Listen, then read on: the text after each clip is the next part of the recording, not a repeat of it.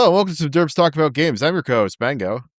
And I am your co-host, Buddy. And today we're going to talk about the Immortal Jeff. But before we do that, why don't you tell the folks at home what it is we do on this podcast? On this podcast, we talk about magic. Okay, we talk about Magic the Gathering. We're just a magic podcast at this point. I'm just kidding. I'm kidding. On this podcast, we talk about games, and one of those games is Magic the Gathering. We've been playing a lot of it.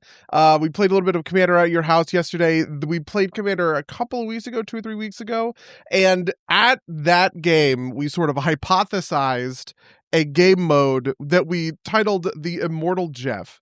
What would you say is sort of the inciting incident for thinking about the Immortal Jeff? What was your first kind of thought there?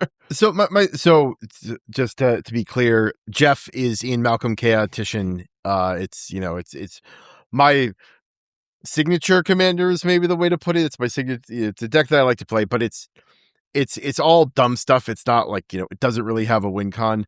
And the thought there was that Jeff adds a fun random element to the game, but at least from my perspective, like actually piloting Jeff is its own kind of like ball of wax. And so like getting the Jeff effects, or at least having the opportunity to participate in the Jeff effects without having to pilot Jeff directly might be an interesting thing. And also like throwing that randomness into some of our other games, especially because sometimes I was thinking about this yesterday, right? Like, Josh kind of ran away with the game that he played Unit in. And it's like games where like, maybe we don't want to be careful about matching power about the decks. I think that's the thing we're going to have to start doing soon, is like making sure we're playing the appropriate decks into appropriate decks. Jeff kind of smooths that curve over because he adds enough randomness that you can keep things from going too off. So the idea for the Immortal Jeff format would just be that I guess it would be outside of play, or would it be interactable with at all? So I think this is what we're doing on this podcast, right? Like, so my initial thought would be something like Jeff. Like the most basic version is you don't need the rest of the deck. You just need Ian Malcolm, right? Right. And he is always in play and you can't target him. And basically just whenever somebody draws their second card on the turn, it puts a card on, it does the normal Jeff effect. And like, this is like the very most basic version of it, right? Is like Jeff's effects happen and you can cast a spell out from under Jeff on your turn like you normally can. And he just sits outside of targetability and like really doesn't need to be Jeff, but like he's the guy who does the mechanics. So that's what I would use. Yeah, like I'm tempted to say that there is an hexproof indestructible Jeff that is under control of a phantom 5th player who has no other whatever. So you can never target it, right? And it would never get caught up in a board wipe, but technically even indestructible would get caught up in certain board wipes, right? Like a -X board wipe would catch Jeff or something. And you could also do stuff like under those kinds of rules, each player sacrifices a creature. Well, if you're putting Jeff under a 5th player, it's like all of that stuff kind of like creates these complicated edge cases. But I think my perfect version of the Immortal Jeff probably just means that rule is just an active rule at all times for the purposes of the the game of Commander that we're playing. Yeah, and I've got a couple different variations in my head too. Like I could see something like, there is this, invisible 5th player that like doesn't do anything except for, control Jeff. And if Jeff gets like wiped, like if Jeff gets wiped in some way, like maybe you add this as like a level of complexity, right? It's like, if you figure out a way to wipe Jeff either with like what's the one that lifts everybody up, I can see it in my head. It's the one that you overload it and it brings everything back to your hand. Cyclonic Rift. That's what I'm thinking. Cyclonic Rift. I know what you mean. Yeah. Yeah. Like anytime you do something like, the Jeff player has infinite mana. And so every time Jeff dies on like the top of the round, he recasts Jeff and like, or maybe in between each, like the idea being that like, if you want to allow Jeff some interactability, so you can like wipe Jeff so that, you pull the power that's under it. Like, because if you kill Jeff, all the cards exiled under him are no longer available to cast, right? So I could see a version where you can kill Jeff, but he'll come back, but it will wipe the pile that's currently under him, thus preventing somebody else from casting something that's under Jeff. But I think that's like these are like, like I had in my mind like a cascading set of like increasingly complicated ways to do this, right? Like I also think it'd be fun that like every time Jeff triggers on another player, he triggers on himself as well, so that you can put Jeff cards under Jeff. That way, if you want to, in the middle of the game, like cast something out of the, because the Jeff deck is like mostly nonsense, right?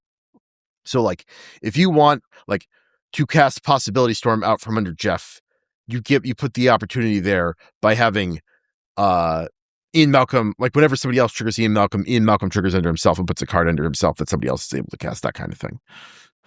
Okay, yeah, that's pretty interesting. I wasn't thinking about it in those terms, but I actually think I like the idea of the Ian Malcolm deck. I guess you would technically have to... The other thing I was thinking about for Ian Malcolm is, what if you house ruled lands to work on Ian Malcolm? Right now, technically lands don't work on Ian Malcolm. You have to cast the cards out from Ian Malcolm, but you could play them. Which sort of means if somebody hits a land, that's a dead draw. But I actually think that there is a use case that I could make the case for, which is like, you want to give people the ability to smooth out their land drops with Ian Malcolm cards. So like, if I'm going to miss my fucking land drop and there is an island under Ian Malcolm, well, at least I can pull the island. Do you know what I mean? Otherwise, I think what you would have to do is you would have to make the Jeff deck all spells, or like you would just do non-land, right? You would filter from the top of the deck until you hit a non-land and throw it under. Yeah, I'm of two minds, but like from like an administratability purpose, right? I don't want to have to like, pull the lands out from Jeff and then put them back in. My thought there was also that like you could leave the lands in there as kind of like a dead draw, right? Like, like if Ian flips one of his cards and it's a land, it doesn't do anything, but that's fine because, it's just kind of like smoothing out the randomness. You're not guaranteed to get one of these like stupid effects if you flip an Ian card, right? Like, if we were doing something that was more akin to like what's the treasure format called? Treasure Vault. Yeah, treasure. If you want to do something similar to Treasure Vault where you pay 3 and flip a card or whatever, I think that could be fun too. But at that point, you would have to like flip until you hit a non-land to make it to make it worth it. I also think that you'd also probably want to cost slightly different because most of the Ian cards are a little bit more expensive. You could get some crazy powerful effects if you flip 4/3 and like you flip into like a Possibility Storm or a Knowledge Pool or a Hive Mind, right? Like most of the treasure vault cards are like something like Mana Rocks, right? So we can talk about Treasure Vault in a bit, but just as a little bit of a preview, the idea of Treasure Vault is that there is a deck of artifacts, which is the Treasure Vault, and at any time any player can pay 3 generic mana and pull from the Treasure Vault. There are a couple of duds in there, which are like bad cards that will suck to pull. There's a couple of really monster hits, like cool big artifacts that have big splashing effects, but most of the Treasure Vault are 3 mana rocks, right? 3 mana rocks of just various varieties. Because mostly 3 mana rocks are kind of unplayable is what most people kind of consider. And so the idea that like, if you just kind of have a dead 3 mana on your turn, you can cast an artifact out of the Treasure Vault adds that like little extra sort of flavor of randomness that I think the Immortal Jeff is also sort of getting after. Yeah, I think I probably agree with you. The fact that you have to cast it is nice. Because it means that if somebody flips a Hive Mind on turn 2 or 3 or something like that, you can like build into it in a way. Like you see it ahead of time, you know that it's under there, and you go, okay, when the going gets tough, I'm going to rip the Hive Mind kind of thing. I also think that the trigger on Jeff is interesting because it's not all the time that you're going to be able to hit 2 cards a turn, right? I think most decks are good at drawing twice in a turn at a certain point, but not all of them. And it is going to mean that, in a weird way, it kind of means that like the decks that fly ahead the furthest are the ones that are going to be putting more stuff under Ian Malcolm, which is probably better overall. So yeah. Yep, I agree with that 100%. Like I also feel like my thought for like the most absurd version of this would be something like um uh like Ian essentially plays like the Judge Tower on his own, which is like you could do a version where the Jeff player is automated, right? Or like, if we wanted to, we could, have somebody run this while they're watching the other four people actually play the game, which is like, you have infinite mana. You must do everything it must do everything possible on his turn. So it's like, Jeff draws a perplexing chimera and will cast the perplexing chimera and will swap it for the first spell that he sees, right? Like, that would be like the most extreme version of this, but I also think that would get way out of that. I think is too far afield to be like fun outside of like, like a YouTube video essentially, right? Like a meme video. Because a lot of my thoughts around this are shaped by watching like people play these weird formats of like Card Market or something, right? Where they do these joke episodes that are fun, but like they're doing it once and they're probably never doing it again type of deal, or they're doing it once a year at most. And I think that's kind of got to be the thing here is like either has to be like a very once in a while thing, or it has to be like moderate enough that like people would be willing to play it every once in a while without like, feeling like, oh, well, like Jeff already has this kind of property where it's like, oh, we're playing a Jeff game. Who the fuck knows what's going to happen, right? Like, and like, my, for better or for worse, my game plan is probably not going to survive because like the Jeff deck has some win stuff in it, but doesn't really try and win. He tries to just like cause chaos on the board. And at some level, I get why that's aggravating, right? It's like I'm trying to do my thing, and this fucking like deck that isn't going to win is just like making it so I can't do the things I want to do. It's slowing everybody down. It's getting in the way. It's putting up a bunch of obstacles, that kind of thing. Yeah. Yeah. And like not in a way that's like obviously like Augustin, which is a deck I played yesterday, right? Like, yes, he slows everything down, but he does have like things that he wants to do, which is like dig for like I have a couple of alt win cons in there. And it's a very slow deck, but it like is trying to do that. Excuse me. Unlike Jeff, who is like might hand somebody else the win just because, some effect that does random stuff handed somebody else the win, which can be incredibly frustrating if you're up and ahead, right? Like there's a reason that I don't play Jeff every time we play Magic because I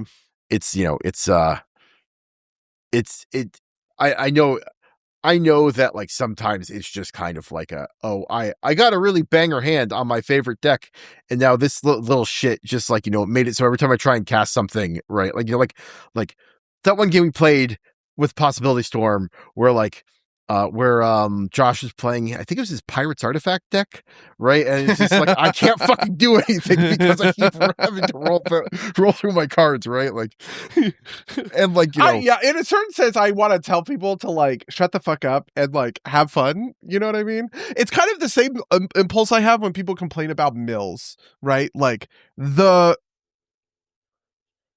in a weird way, I wonder if this is like related. Do you know how I express this thing about how like RNG is good for strategy games because responding to randomness is an important like tactical acumen thing that a strategist has to be able to account for.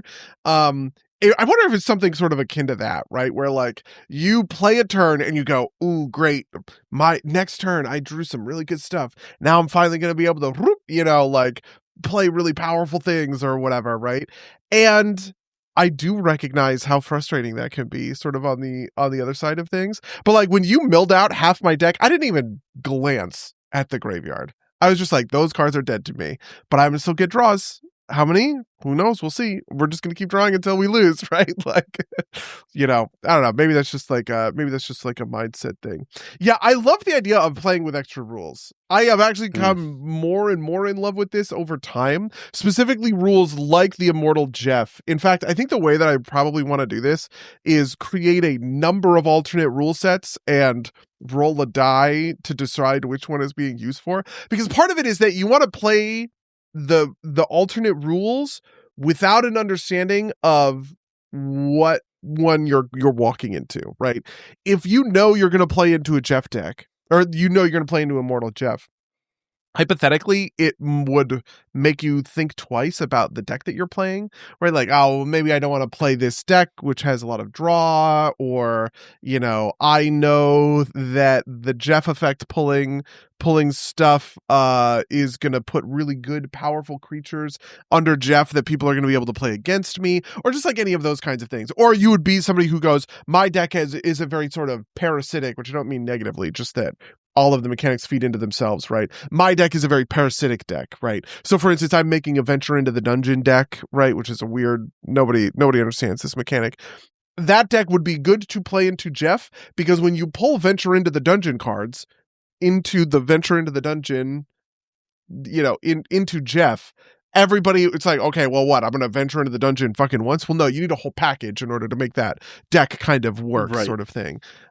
Versus something like Big Slammas, which just has singular huge creatures that come in and do a thing that is really powerful and sort of effective, right? Like, that's kind of a bad deck to play into Jeff. But what you want to do is you want to create a world where people are choosing their decks agnostic of that, and they go, whatever, and then you roll a d6, and whatever the result is, this time we're playing Immortal Jeff, this time we're playing Treasure Vault. Another one that I mentioned was Plane Chase. Have you ever played Plane Chase before? I haven't, but again, I watched a Card Market video where they had like a bunch of user submitted planes for Plane Chase, and that seems super fun. I love Plane Chase. I played a bunch of Plane Chase in college, but this is like one of my great regrets, to be honest with you, because it came out right when we were in college. I think it came out in 2011. And I thought I was being very cheeky because I didn't want to buy it. It was pretty expensive, and so I convinced a friend of ours to buy it. And then we played all of the time, and I was like, great, I get to do all this fun stuff for free kind of thing. And then college ended and he took all the Plane Chase cards. And I was like, I actually kind of wish. And now Plane Chase is kind of expensive. It's like $300 to get like the anthology edition that has like everything, because it's 10 years old at this point, and kind of a collector's item. And I was like, damn it. Like, I kind of wish I could sit down and play Plane Chase. But yeah, I was thinking about that as sort of an alternate version of it, just to explain the rules. Plane Chase basically says that everybody gets both decks, right? You have a planar deck and you have a, sort of your normal deck. And the idea is there is a 6-sided die. And let's say when you roll a 1, something happens. When you roll a 6, something happens. Technically, one face is sort of a phenomenon, and the other face is you planeswalk, right? The idea is the first person flips their first plane, and that's just like a board state that is true for, the duration of the game. So for instance, if I just look up a random Plane Chase card, Plane Chase card, can I find an image? So the very first one, called Daya, which I've never heard before, is the Plane of Capenna. Creature spells cast from your hand have Blitz 3, which means you can cast a creature for 3 mana. It comes in, it gains haste, and it dies at the end of turn, right? So it just puts a rule on the board that is like interesting or fun or unique to kind of interact with. And then the other one is whenever chaos ensues, return target creature card from your graveyard to your hand. Chaos ensues is sort of like when you roll a 1. This is when you roll chaos on sort of like the planar die. And I feel like Plane Chase would be like a perfect version of this kind of random thing that, that we're looking for. Yeah. Yeah, It's also interesting because it looks like you build your own planes, which is sort of neat. What are you looking at for this? Sorry. I'm just looking at it says each player enters the game with a regular deck and a planar deck, which features 10 or more plane or phenomenon cards. So I think the way you would do it is like at the beginning of the game, you would draft planes or something, and you would try and get planes that are powerful for you. Because the other thing is, during your turn, you can roll the planar die whenever you could cast a sorcery. The first roll is free, and then every roll after that costs 1 more generic mana. So you can roll the planar die, then spend 1, roll the planar die, spend 2, roll the planar die, spend 3, roll the planar die, right? And you can kind of like force it or whatever. That's pretty interesting.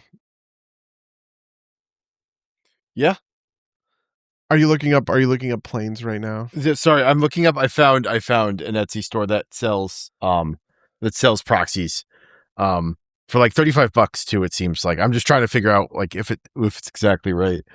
Oh, you can get it foil for 40. So uh, uh, but yeah, sorry. But yeah, like I said, I haven't really seen many of the real planes. I've just seen these like meme planes from like these fun things. But I also think it'd be fun to do like meme planes too, right? Like to do like fake plane chase cards. That would be like a fun format where like like we over time just like build our own set of like dumb planes and throw them into that thing. But I also don't know like how how I don't know how much staying power. Like I feel like a lot of these things be like once or twice, right? Like I feel like when I play Command, like this is like the risk of the kind of spin-off format is like I think you can only play it so much before it gets tired, if that makes sense, right? Like you have to you have to only play like we can only play Plane Chase like once per day at most, I think, or something like that, right? Or like have a day where we do it, but like I think most of the time we still be playing standard Commander because otherwise it starts warping the meta, right? Like like our pod is warping to our play styles, right? Like there's the thing that's going to happen, right? Like just after playing for a while, and so if we play these weird formats too much, then we're going to start playing to them. I think we'll get sick of them, right? Like I think Immortal Jeff would be fun every once in a while, but I don't think that we could play Immortal Jeff every time we play Magic. Like I feel like I could do like one or two games of Immortal Jeff, depending on how hard like one game of Immortal Jeff where Jeff has a big impact on the game. And it's like, okay, time to not play Immortal Jeff for like a little while. Yeah, in a certain sense, that's why I like the die. Because the die means you could you could flip through a bunch of different formats, and you can't do that thing where you let it affect your meta, right? Because if the die so the other one we haven't talked about is Treasure Vault, which I mentioned before, and I mentioned obviously the rules for it. The thing I love about Treasure Vault is it gives you this ability to do something sort of dumb, like a bad thing to do on your turn, which is to say, get a mana rock, right? Most decks on turn, whatever, spending 3 mana for a mana rock is a bad turn, but for plenty of reasons in a commander game, you just end up with 3 mana and you wish you could do something with it, right? And ripping 3 mana into sort of an infinite list of, not infinite, technically, whatever, but to this random sort of pile is like kind of good for you. And a lot of the times it's just going to end up with you getting a little bit of ramp, right? A little bit of minor expensive ramp that'll stick around until somebody casts fucking Farewell or something kind of along those lines. And then every once in a while, I think the idea for Treasure Vault is it's not a very large deck, that it's like 30 cards or something. I think the way I would probably do it is you would do 30 cards, you would have 3 big slammas, right? Just like really crazy high-end rolls. So that would be 10% of the time somebody could get one of those. You would have the meat of it, which is maybe, I don't know, trying to think of this in units of 3. Maybe 21 just of the generic kind of mana rocks that typically have some value and upside to them, right?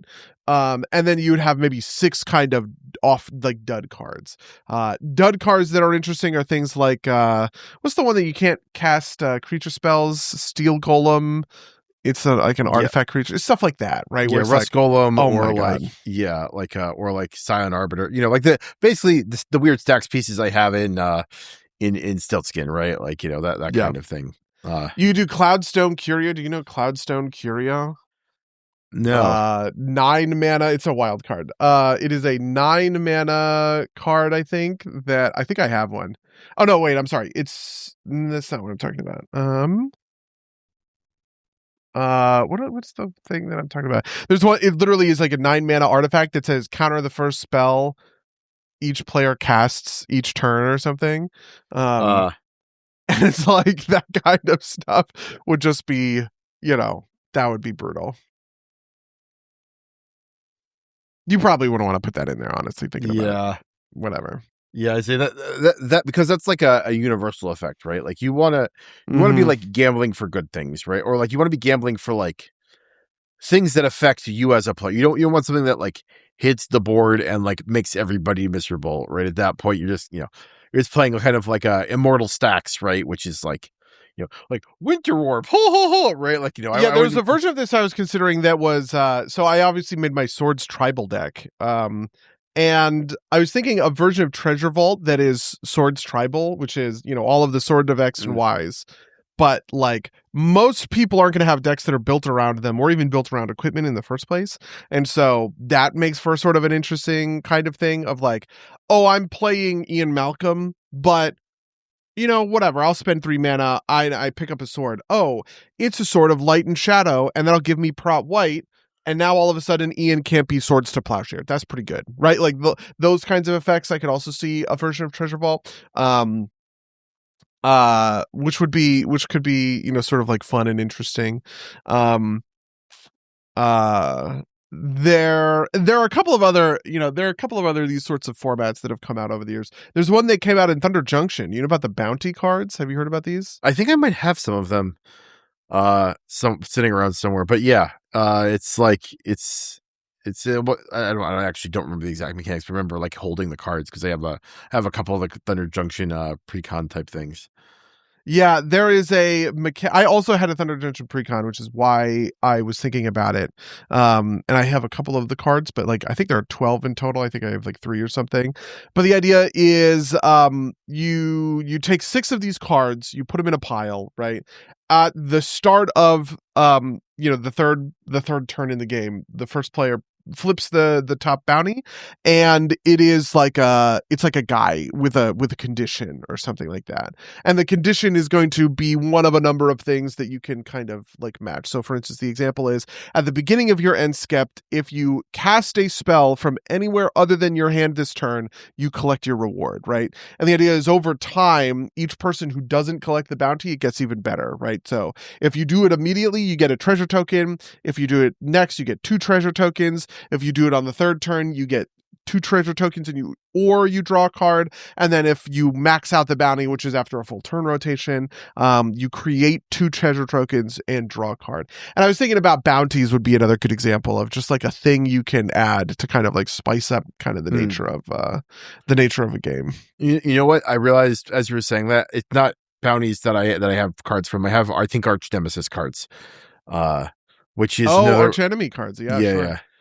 Which is another weird format, but like you can't just do that on a whim. I don't think that would be like a wild thing to. It's like fucking Mario Party mechanics, right? It's roll into Arch Nemesis. Like okay, I guess we're playing 1v3 now, right? Like yeah, it's also the kind of thing where there are certain decks that would completely collapse as Arch Enemy.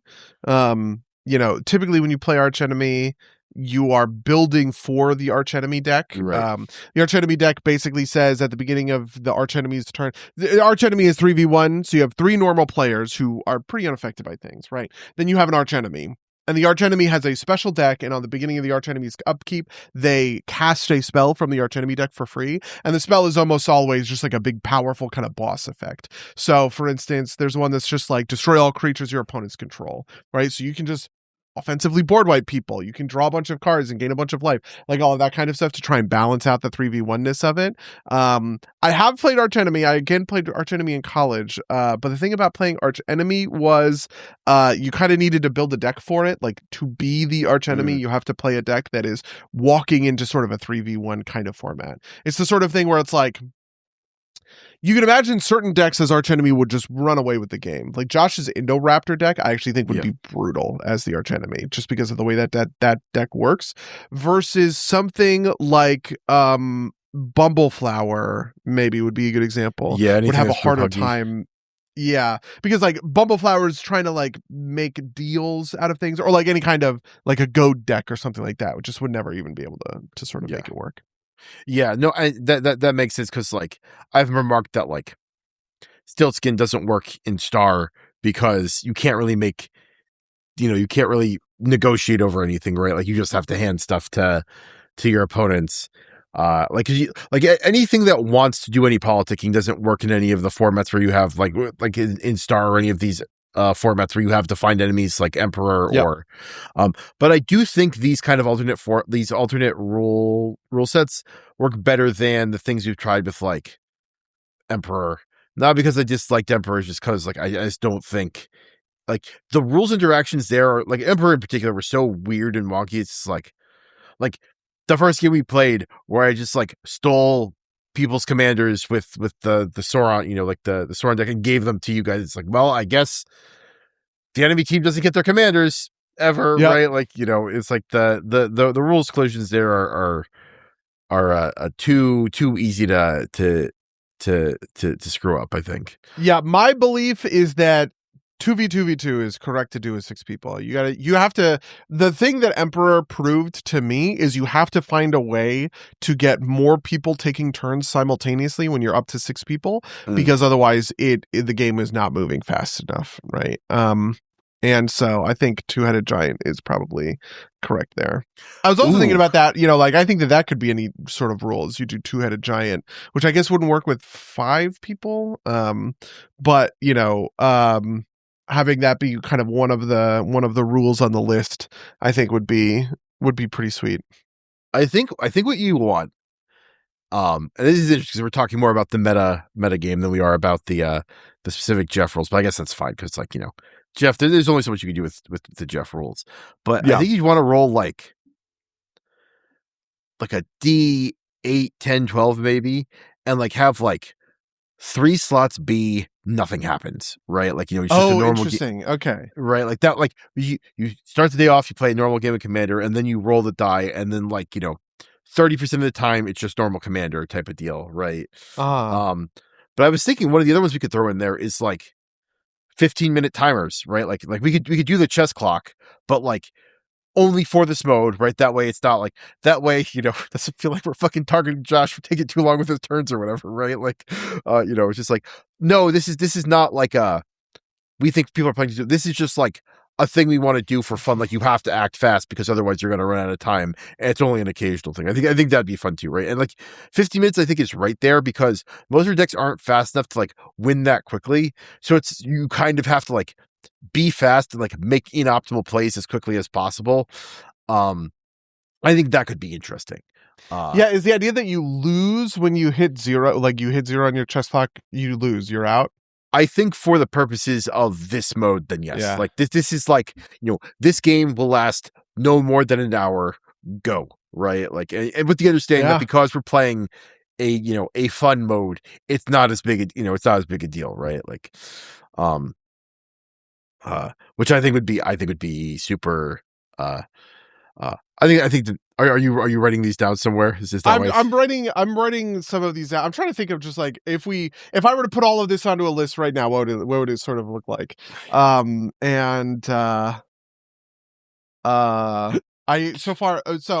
what I have is 1, 2, 3 are normal games. 4 is Immortal Jeff. 5 is a chess clock. 6 is a treasure vault with mana rocks. 7 is a treasure vault with swords. 8 would be plane chase. What else have we talked about? Bounties, maybe? Bounties honestly kind of sucks a little bit. Okay. I'm not sure I would really want to play with bounties, but I'll put it on the list. And then two-headed giant was the other one, so that's 10, right? You know, if we wanted a list of 10 different sort of like mini formats that you could sort of like play into. The only thing is that two-headed giant would require a little bit of extra kind of coordination, basically, which is that, you know, any of these you could play with 5 people, for instance, without any trouble, but as soon as you do two-headed giant, that has to be a 4-player game. Or I guess 6?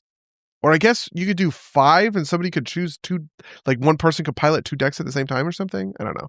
But whatever the case may be, you see what I'm saying. Yeah, I would say like if you have a number of players, if you hit two-headed giant, that's either another blank spot or reroll the die or something, right? Or like, you know, dealer's choice or something, right? Like actually, that would be a fun one. Winner's choice, right? Like, you know, whoever won the last game gets to choose the. Oh my god, that would be fun. Actually, it's like you know what you would do. We're making this so complicated, but you know what, man?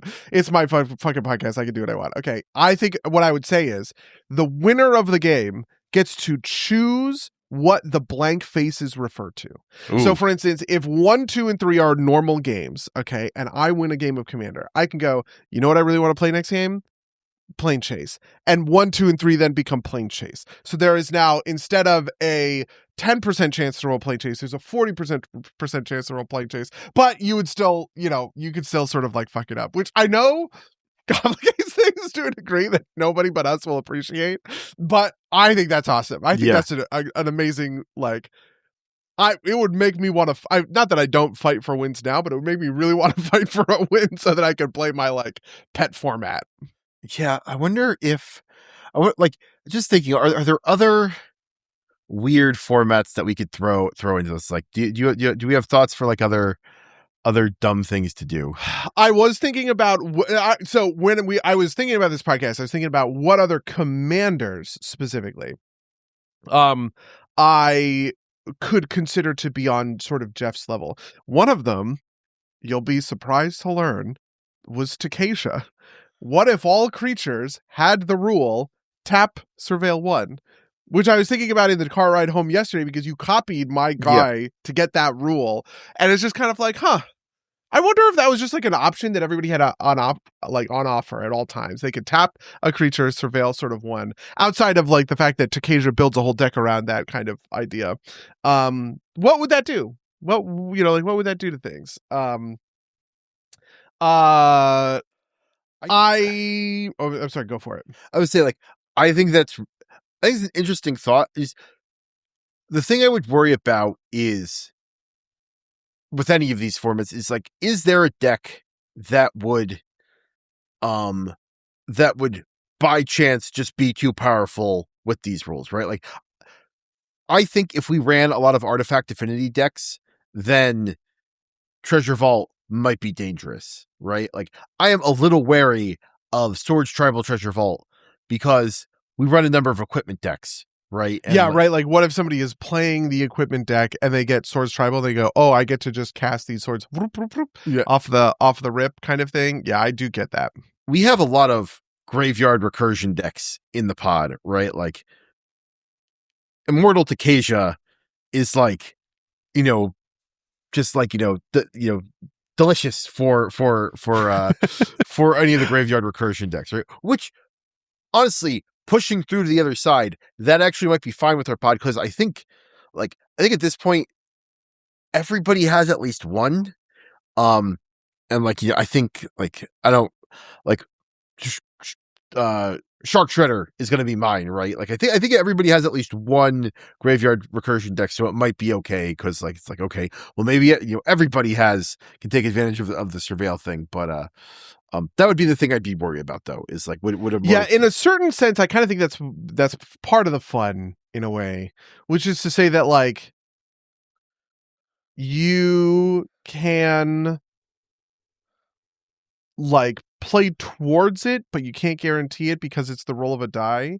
Like, okay, let's pretend that we're sitting down at your table. We have played our first game of Commander. I won, and I go, "Oh, I want to play Immortal Jeff," right? How cool, how fun. I guess the best deck for me to play would be Jeff, but let's just pretend I'm not playing Jeff. I'm playing that Quintorius deck, right? Which obviously wants cards in my graveyard so that I can pull them out of the graveyard and get spirits off of Quintorius. Now those spirits can tap for 1. Super good, right? So I go, okay, I'm going to play Quintorius, and I select that the 3 blank faces are now going to roll for an Immortal Jeff on the thing. And then I roll, and we get bounties. Oh, damn it. You know what I mean? Like, and I think that's part of how it works. And I also think that we could do the opposite thing, which is like, okay, let's say we do swords and Josh is running Cloud, but we don't know. And then, so we're all running non-equipment decks and Josh is running Cloud, his equipment deck. And then all of a sudden we go, oh boy, Josh is the arch enemy from turn 1. Yeah, right? That's fair. Like, we just have to go like beat his face in, and we can maybe get kind of like the win that way or something. I think that's probably the most interesting sort of like way to kind of like go about it. There's a part of me that's tempted to say like maybe you roll the die and then choose a deck, right? Like, you try and you bring a big variety of decks or something, and you try and play into whatever the new format is going to be. Oh, if the format is going to be Treasure Vault or something, I am going to try and maximize that by playing a deck that is artifact synergy, or maybe it's artifact hate. Who cares, right? Like whatever. But I think that it's actually better to force people to commit to decks before the die is rolled, because it enforces that nobody is going to kind of like get a crazy runaway sort of experience without some friction to that. Yeah, no, I think that makes. I think this could be fun. Like, if you say you're playing Takesha, or you're putting Takesha on the other faces, right? It's like, I think everybody picks their graveyard deck, and as long as it's not like, I think we've got a couple of equipment decks in the pile in the pod, right? It's like, as long as that is like, only one person has the equipment deck, and so they're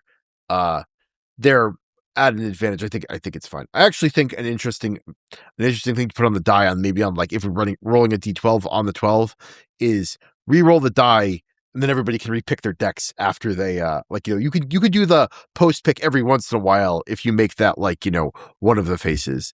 It's just kind of like a meta variant. But I also think that, plainly, if we're doing Immortal Takesha and Immortal Jeff, I can't play Jeff during an Immortal Jeff game, and you can't play Takesha during an Immortal Takesha game. Yeah, exactly. That would be too insane, right? Like, playing Takesha during Immortal Takesha would be like the archenemy of all archenemies. The whole point of Takesha is you have to like set it up, and then you very carefully bring Takesha out, because she's the whole deck is built about, can you get Takesha on the board and protect her before everyone immediately burns, her out as sort of like your, kind of your engine. I think that's definitely like a fair. Are there other decks that you have on your mind that you think of as good or neat? I had one other format that I was thinking about pitching, actually. Go for it. I was thinking about pitching a format that I would call Paradigm, which is, there are the 5 Paradigm cards from Strixhaven, one of which is Improvisation Capstone, which you used very, very effectively in Jeff a couple of weeks ago. And I was thinking, okay, what if you did Treasure Vault, but for big splashy sorceries that are castable very late in the game, and you say that those cards have Paradigm. So essentially you'd go, there's a deck in the center of the table. For 7 generic mana, you cast the top card from that deck, and that card is going to be a big, huge sorcery effect that it would have all 5 of the Paradigm cards from Strixhaven in there, just for, posterity. But then you would probably include an extra 25 cards or something for a deck of 30 or something like that, of just like other big similar effects that would also be cool paradigms. So for instance, one of them I was thinking about was Siphon Mind. Siphon Mind is a 4 mana sorcery that says, each of your opponents discards a card. You draw a card for each card discarded this way, right? Imagine you cast Siphon Mind every turn for the rest of the game, but you have to pay 7 mana for it, which is a huge effect, right?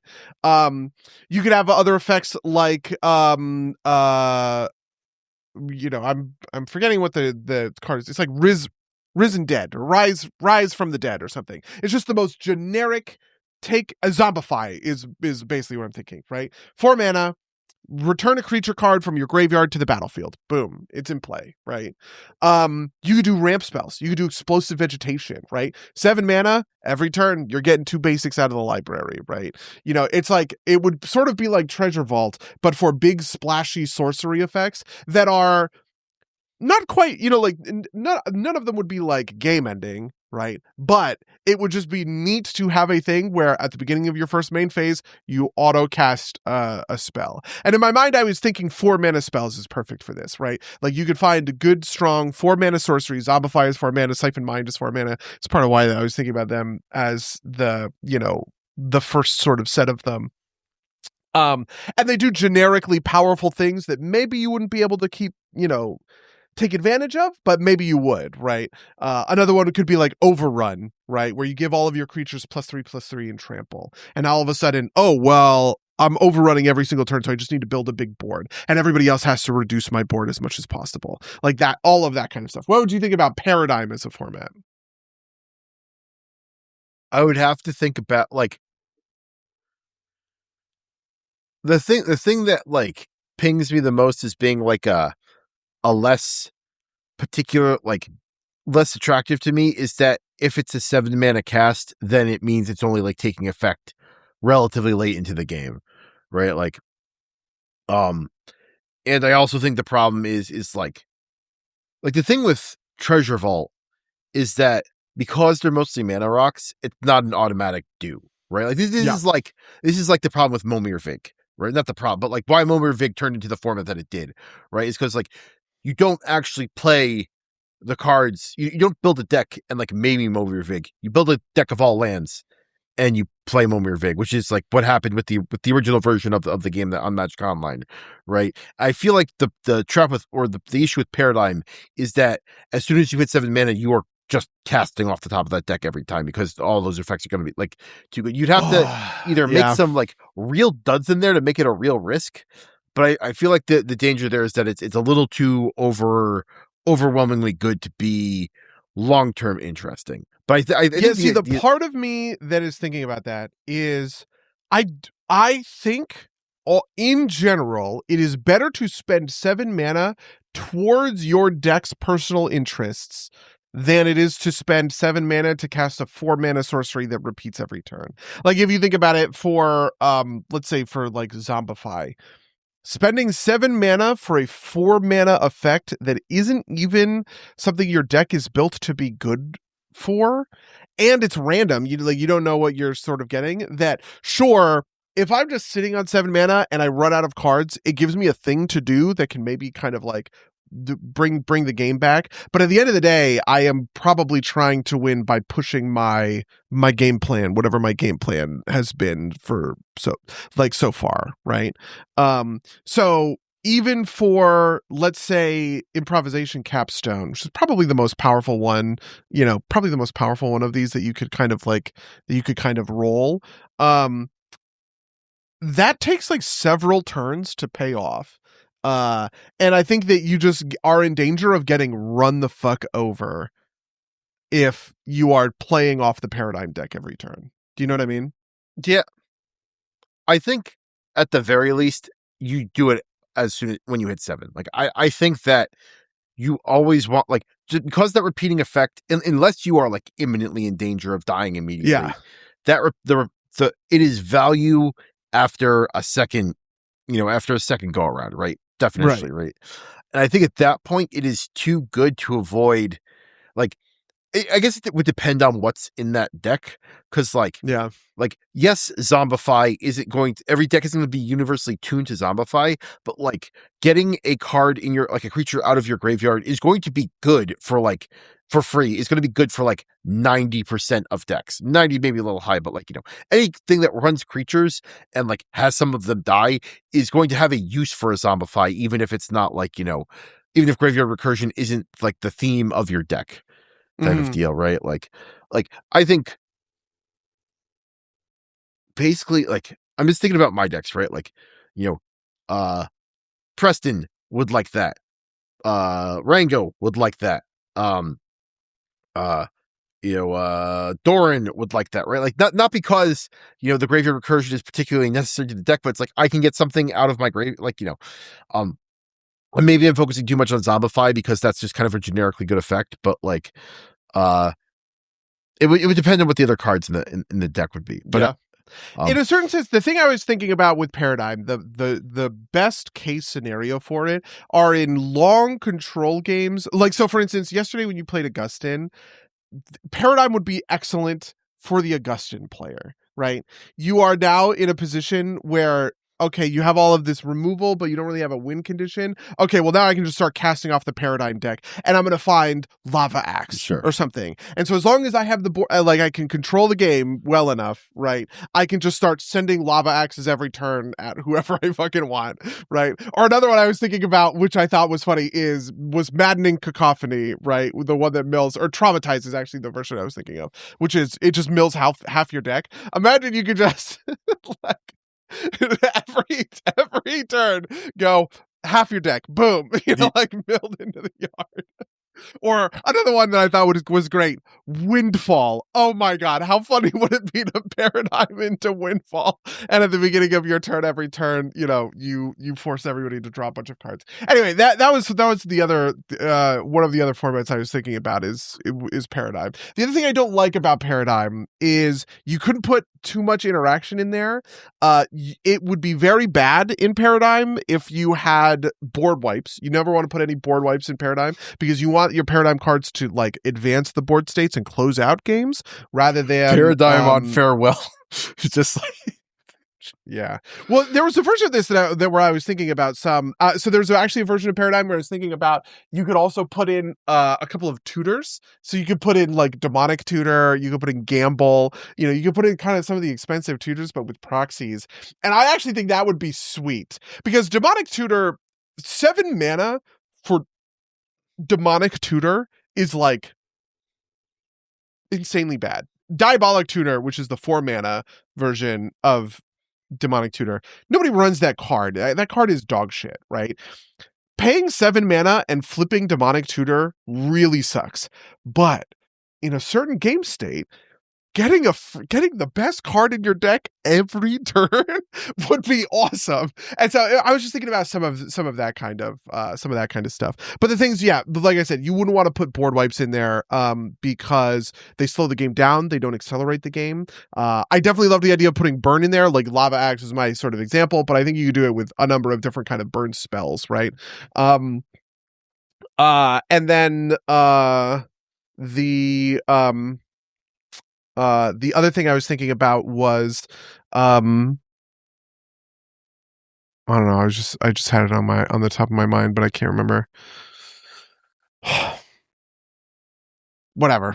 That's Paradigm. That's what I was thinking. And I was like, maybe you could make an interesting thing out of that. I think it's a neat idea. I think my biggest objection to it is that it would is that it's turn 7. It's a turn 7, mode, right? Rather than an earlier mode.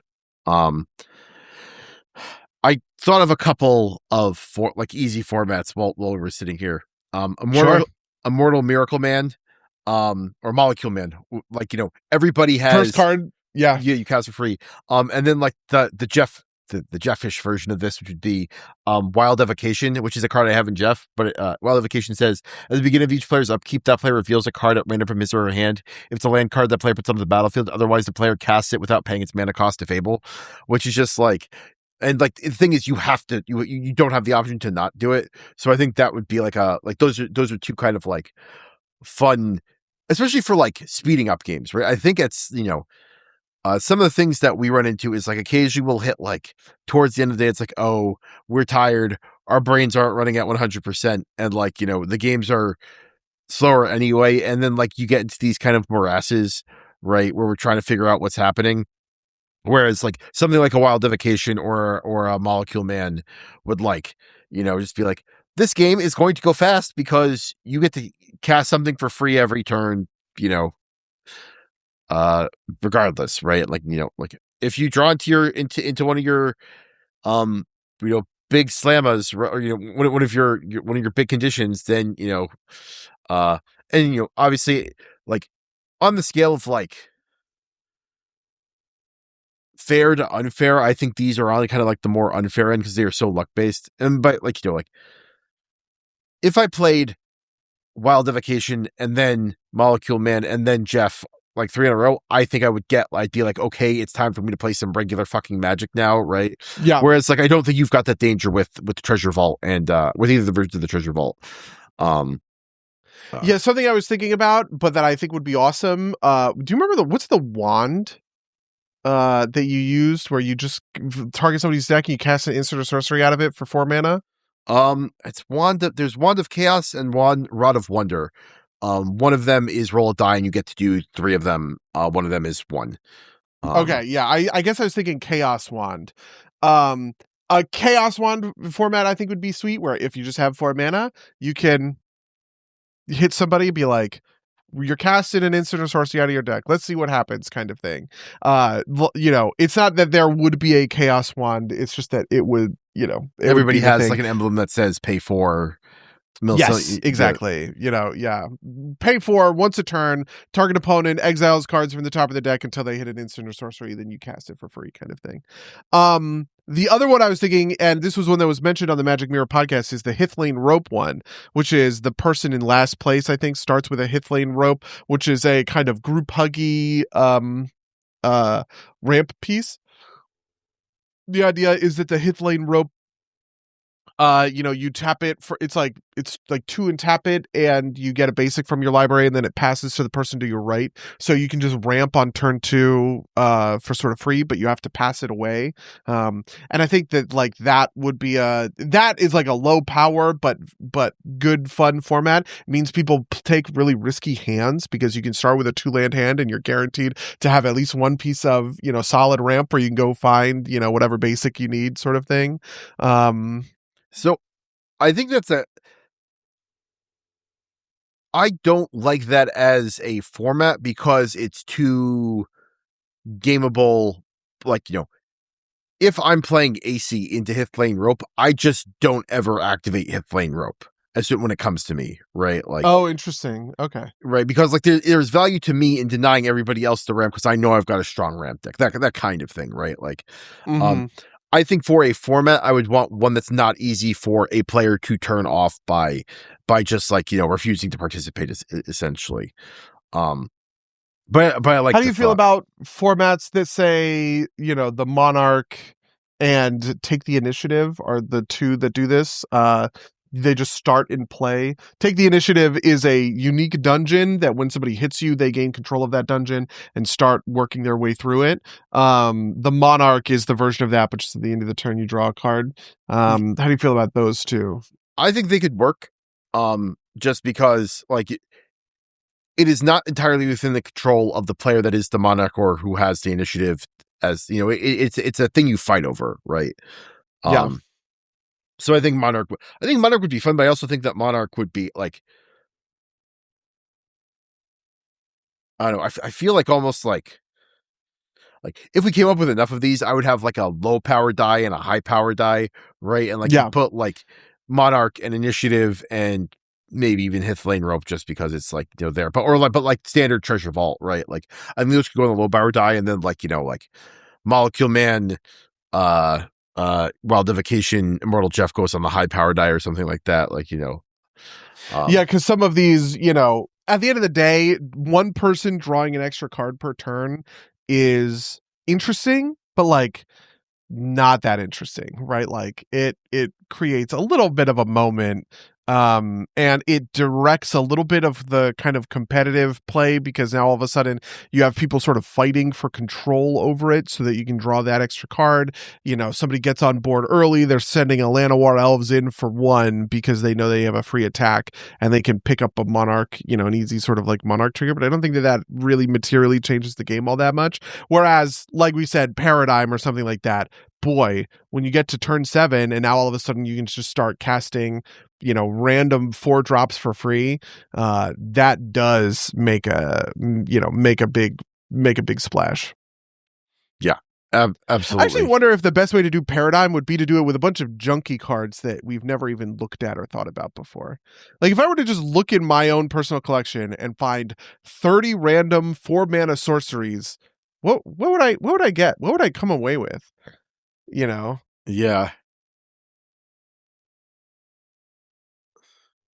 Yeah, maybe you don't want it to be you're casting Windfall and Zombify.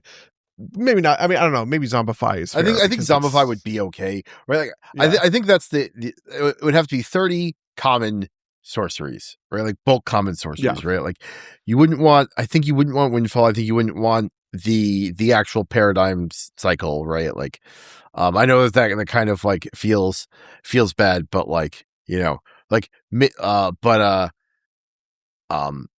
I think that having 30 bulk common sorceries would be interesting. I think you would end up with cards that are 3 and a blue, return target creature to its owner's hand, draw a card. You know what I mean? Which, like, you would never play that. That's too slow, too bad, too expensive for your whatever. But like having one of those a turn is actually, would be kind of interesting. If I just look at Scry, can I Scryfall this really quickly? It's funny. I immediately had this. It's slightly different than what you said, but it's called Churning Eddy, which is a card that I used to play. Return target creature and target land to their owner's hand for 4 mana. Like, I think it'd be like a fun. That's insane. Target land? Now you're locking one player. I mean, I guess it wouldn't be one player because like 4 lands hit the battlefield every turn. But Yeah. do you see what I'm saying? No. Yeah, but I think at 7 mana for like, at that point in the game, that marginal land isn't the end of the world. Yeah, if I do, let me just like look really quickly. We just went to Scryfall. I am searching standard legal 4-drop sorcery. Where's sorcery in this? 4-drop. It's gonna be a type line. Sorceries. What? I should put this card in Augustin. Churning Eddy. That would There be like are the 88. There are 88 cards. Ancestral Reminiscence. Draw 3 cards, discard a card. That's perfectly fair. Ancient Vendetta. Choose a card name. Search target opponent's graveyard, hand, and library for up to 4 cards with that name and exile them. That's kind of funny, but I don't think would be all that great. Aerith Rescue Mission. You create 3 1/1 colorless hero creature tokens, or tap up to 3 target creatures and put stun counters on them. Destroy target land creature or non-basic land, or deals damage equal to the number of lands you control to target creature. A lot of these are removal, it seems like. What did you search for? I just searched sorceries that are standard legal. Okay, I and put in 4 mana. Okay, did you? I put in rarity common as well, and like draw a card for each bird in play. That'd be pretty fucking funny, to be honest.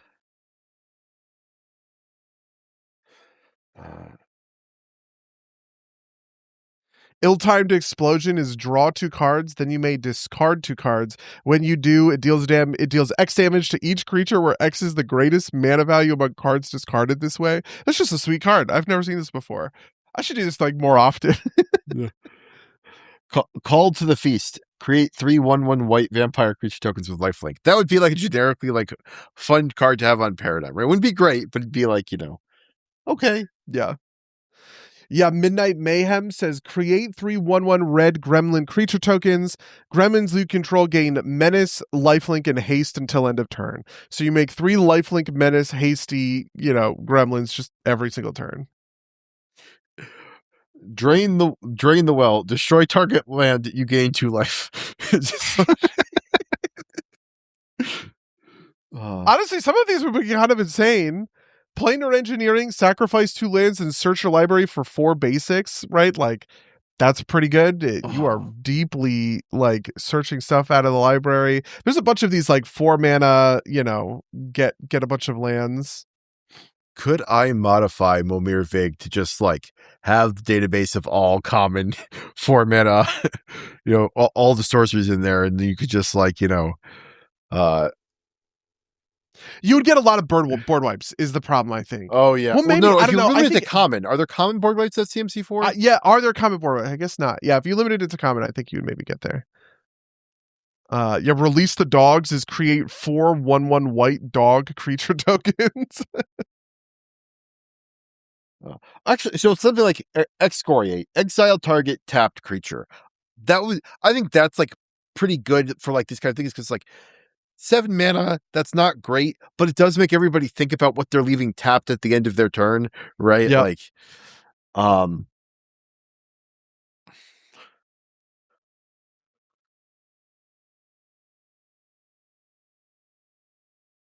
yeah, now that I'm like looking through here, I don't know. I actually kind of love this. I think that there's a lot of fun stuff. I wonder what would happen if I put instants. Like, are there? You're gonna get some counter magic, I'm sure. But if I add is sorcery is instant, and then if I do rarity common,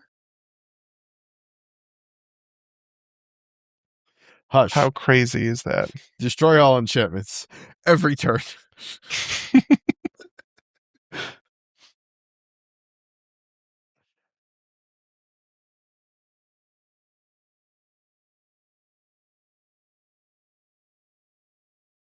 One or two target creatures get +1, +2, +1.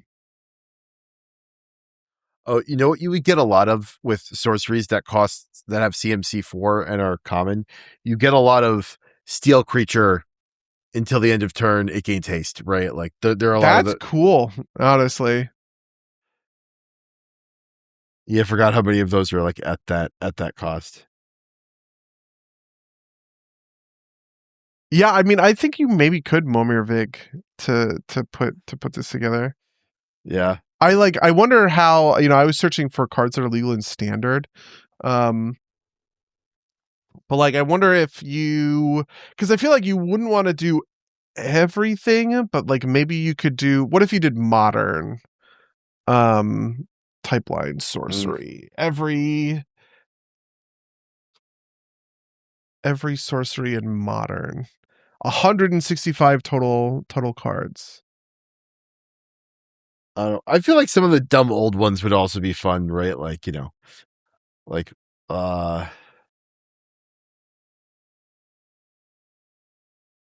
like Scorching Missile. Scorching Missile deals 4 damage to target player. It's just like a worse lava axe. Blood Tithe, each opponent loses 3 life, you gain life equal to the life lost this way. It's actually kind of sweet.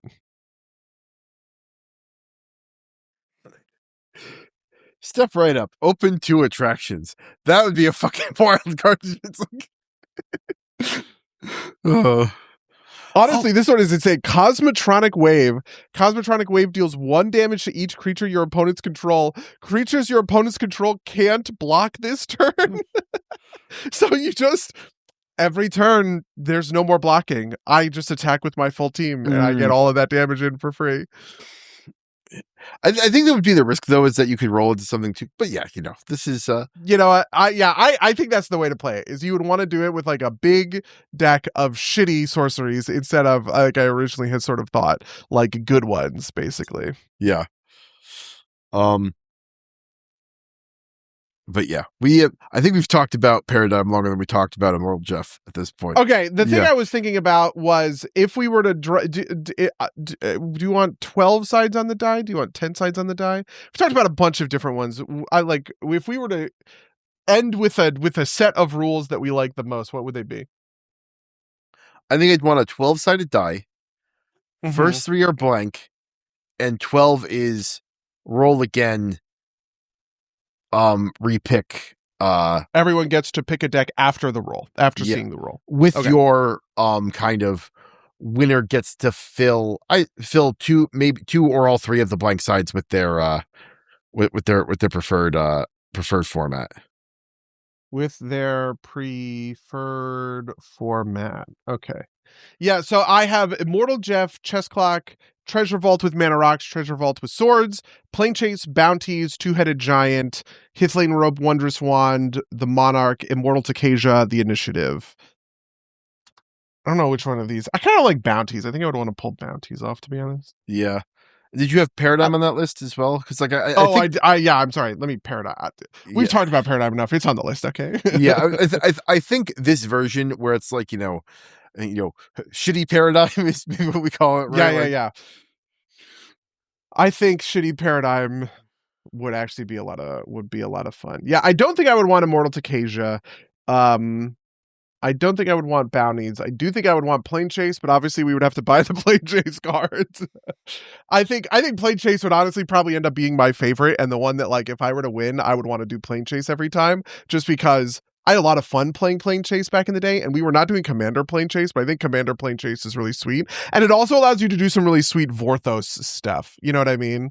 Like the idea that you're going to Plane Chase and, I'm going to pick all of the Kamigawa locations for Yuriko because she's a ninja, like that kind of thing. Makes sense. Yeah, so I also like Chess Clock. I have the 2 Treasure Vaults, Two-Headed Giant. I have 1 space for an extra one that is Bounties, Takasia, Initiative, Monarch, Wondrous Wand, Hithlane, Rope. Which one of those do you think would be the most fun to put in? Or hypothetically, we could also put in like dealer's choice. Like somebody could just choose.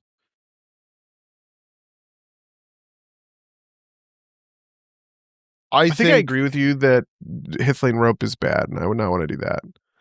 Yeah. I think Monarch is good because it's a lower power one, and so it doesn't feel like every one of these modes is off the rails. Yeah, I think I agree with you. I like the idea that there are a couple of these that are kind of at the bottom end. So, for instance, you have normal game, Monarch, Chess Clock, Mana Rocks. Then you do Treasure Vault Swords. Then you do Plane Chase is actually probably the most intense of these, actually. So I would move that down. We do Two-Headed Giant. Two-Headed Giant is also kind of normal, actually. So I'm trying to list these in order of complexity. So as the die roll gets higher, it gets more crazy. Is essentially how I would sort of order these. I'm sorry, I'm not doing this in a visual way. I'm just doing this on a notepad on my screen. Do you think that Treasure Vault Swords is more or less complex than Jeff? Jeff has got to be like one of the most complex, right? Jeff is, I think Shitty Paradigm is maybe 11, but I think Immortal Jeff is 10. It depends on what version of Immortal Jeff we go with. If we go with like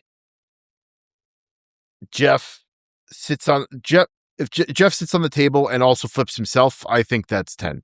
Like you can play Jeff cards out from under Jeff. I think that's the right way to go. I think that's like kind of the happy medium. Okay. So the final version of this, which I will dump in the chat so that you can at least see it along with me, that I have listed out, is the first three are normal games. Then you have Monarch, which is very close to normal. Chess Clock, pretty close to normal. Mana Rocks, pretty close to normal. Then you get to Two-Headed Giant. Okay, a little bit out there. We're changing some core rules. Then you have Treasure Vault with the swords. So now we're getting into spicy material. And then it would be Immortal Jeff, Paradigm, Plane Chase, which obviously requires a whole extra like draft set of decks and stuff like that, and then re-roll the die and everyone gets to pick a deck after the roll. The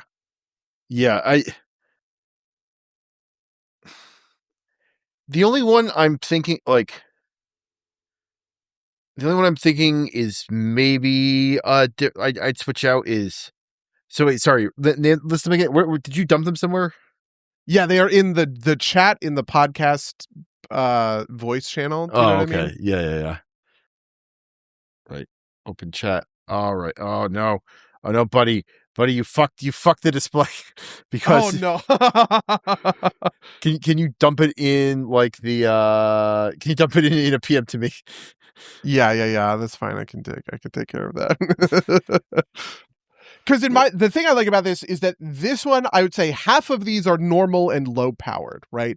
The three normal games, Monarch, Chess Clock, Mana Rock, Treasure Vault, all of those are low powered. Then you have ascending higher powered with Two-Headed Giant, Treasure Vault with the swords, Immortal Jeff, Paradigm, Plane Chase, and the reroll. Those are like higher powered or more intense. The only one that gives me pause here is Two-Headed Giant, just because it's like, you know what? I actually like. I like it. We just have to figure out how to play it with an odd number of people. I think the way that you would do it is if it was an odd number of people. I don't think we really ever play less than 4, right? But if there were 5 people, you would have one person who gets to do 2 decks. And maybe you would say like the person who rolled the die or like the last winner or something would be able to play 2 of their own decks. Yeah. I would say either the winner or like, is playing 2 decks by yourself good or bad? It's a good question. I guess I would say it's good, right? Yeah. I would say like, couldn't you play the most complementary deck to yourself? Yeah, I guess that's true. Yeah. Oh, you know what? Yeah, because if you're playing 5, then the odd man out gets to pick his second deck because he wouldn't have pre-selected his deck. Right, like. Yeah. Okay. Yeah, so you could pick, everybody else would pre-select a deck, So that person would be the most that would have the most advantageous slot. So you'd maybe say the loser, the first person out in the previous game would get to do that. Yeah. Now he's gonna get the pod to buy into this. yeah, exactly. The other game mode that I just thought of 10 seconds ago, which is crazy, would be, what if you did like Paradigm, but for planeswalkers? And you had a deck of planeswalkers, just generic planeswalkers, and you would maybe do 4 or 5 mana, but you could only have one at a time, is the thing. So it wouldn't be Paradigm in the sense that like you could just keep re-rolling on the Paradigm deck and stack up a bunch of Paradigms, but you could at 4 mana buy a random planeswalker off the top of the planeswalker deck, and you can't buy another one until yours dies. Do you know what I mean? Yeah, so it's like Treasure Vault with planeswalkers more. Yeah, I guess it's like Treasure Vault but with planeswalkers. I don't know. I was just that's a little. We would have to like sit and think about that even more. But planeswalkers are also interesting because like they create all these dynamics around like, you know, attacking into people's planeswalkers, and when you have planeswalkers that aren't synergistic to your game plan, what happens? But then there are also planeswalkers that are just generically powerful, like the original 3 mana Jace just becomes a little draw engine for you. That's nice. You know what I mean? Like you just draw a lot of cards. Cool. Great. Right. Anyway. Yeah, I think that, like, this is a cool thing to have too, because like if we get bored of any of these, right? If we decide that, you know, Treasure Vault Swords just isn't really doing it for us, we could swap it out for like Molecule Man or Wild Evocation or or you know, Planeswalker, you know, Treasure Vault Planeswalkers type deal, right? Like, yeah, I think that's I think this is neat idea. I guess that's our list. So for the gamers who play Commander with us regularly, I hope you guys are ready to roll this D12, I guess.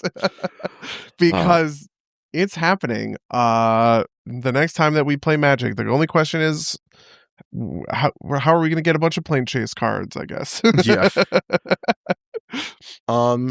So speaking of recently played games with the pods, how do you feel about, so we listening to the Magic Mirror podcast, we decided to try the essentially it's I'm going to call it scry down. Maybe it's, if you're not first, you get to scry your turn order -1.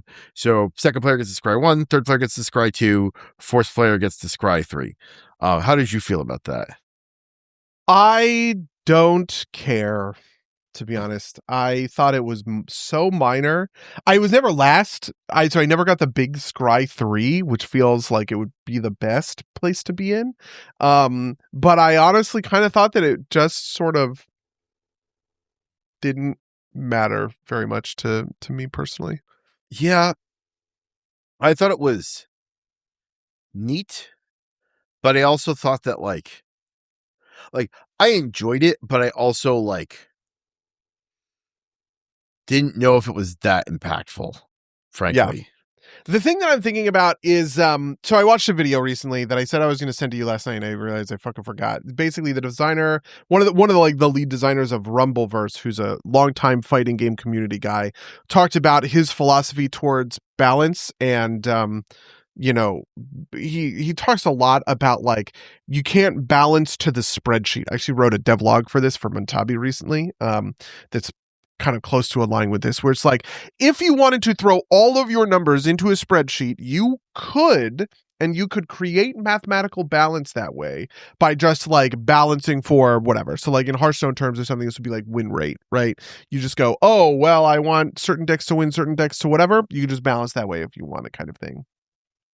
But game designers don't actually want to do this because like balance is a tool for fun, like engagement, right? To get people like interested and on board for things. And if you balance everybody to exactly mathematically 50% win rates or whatever, right? Like you only nerf characters that are underperforming, you only buff characters or that are overperforming, you only buff characters that are underperforming, that kind of thing, with a goal of 50% win rate, you will just end up stripping like the unique fun out of all of your characters, creating a bunch of homogenous kind of like crap, all of the rest of it.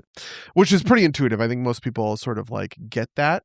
And this feels a little bit like that to me, right? Like we understand that there is this number, which is that first position in a commander game wins 25% of the time. or 35% of the time, and last position wins about 15% of the time. So there's a pretty significant advantage to going first in Commander mathematically.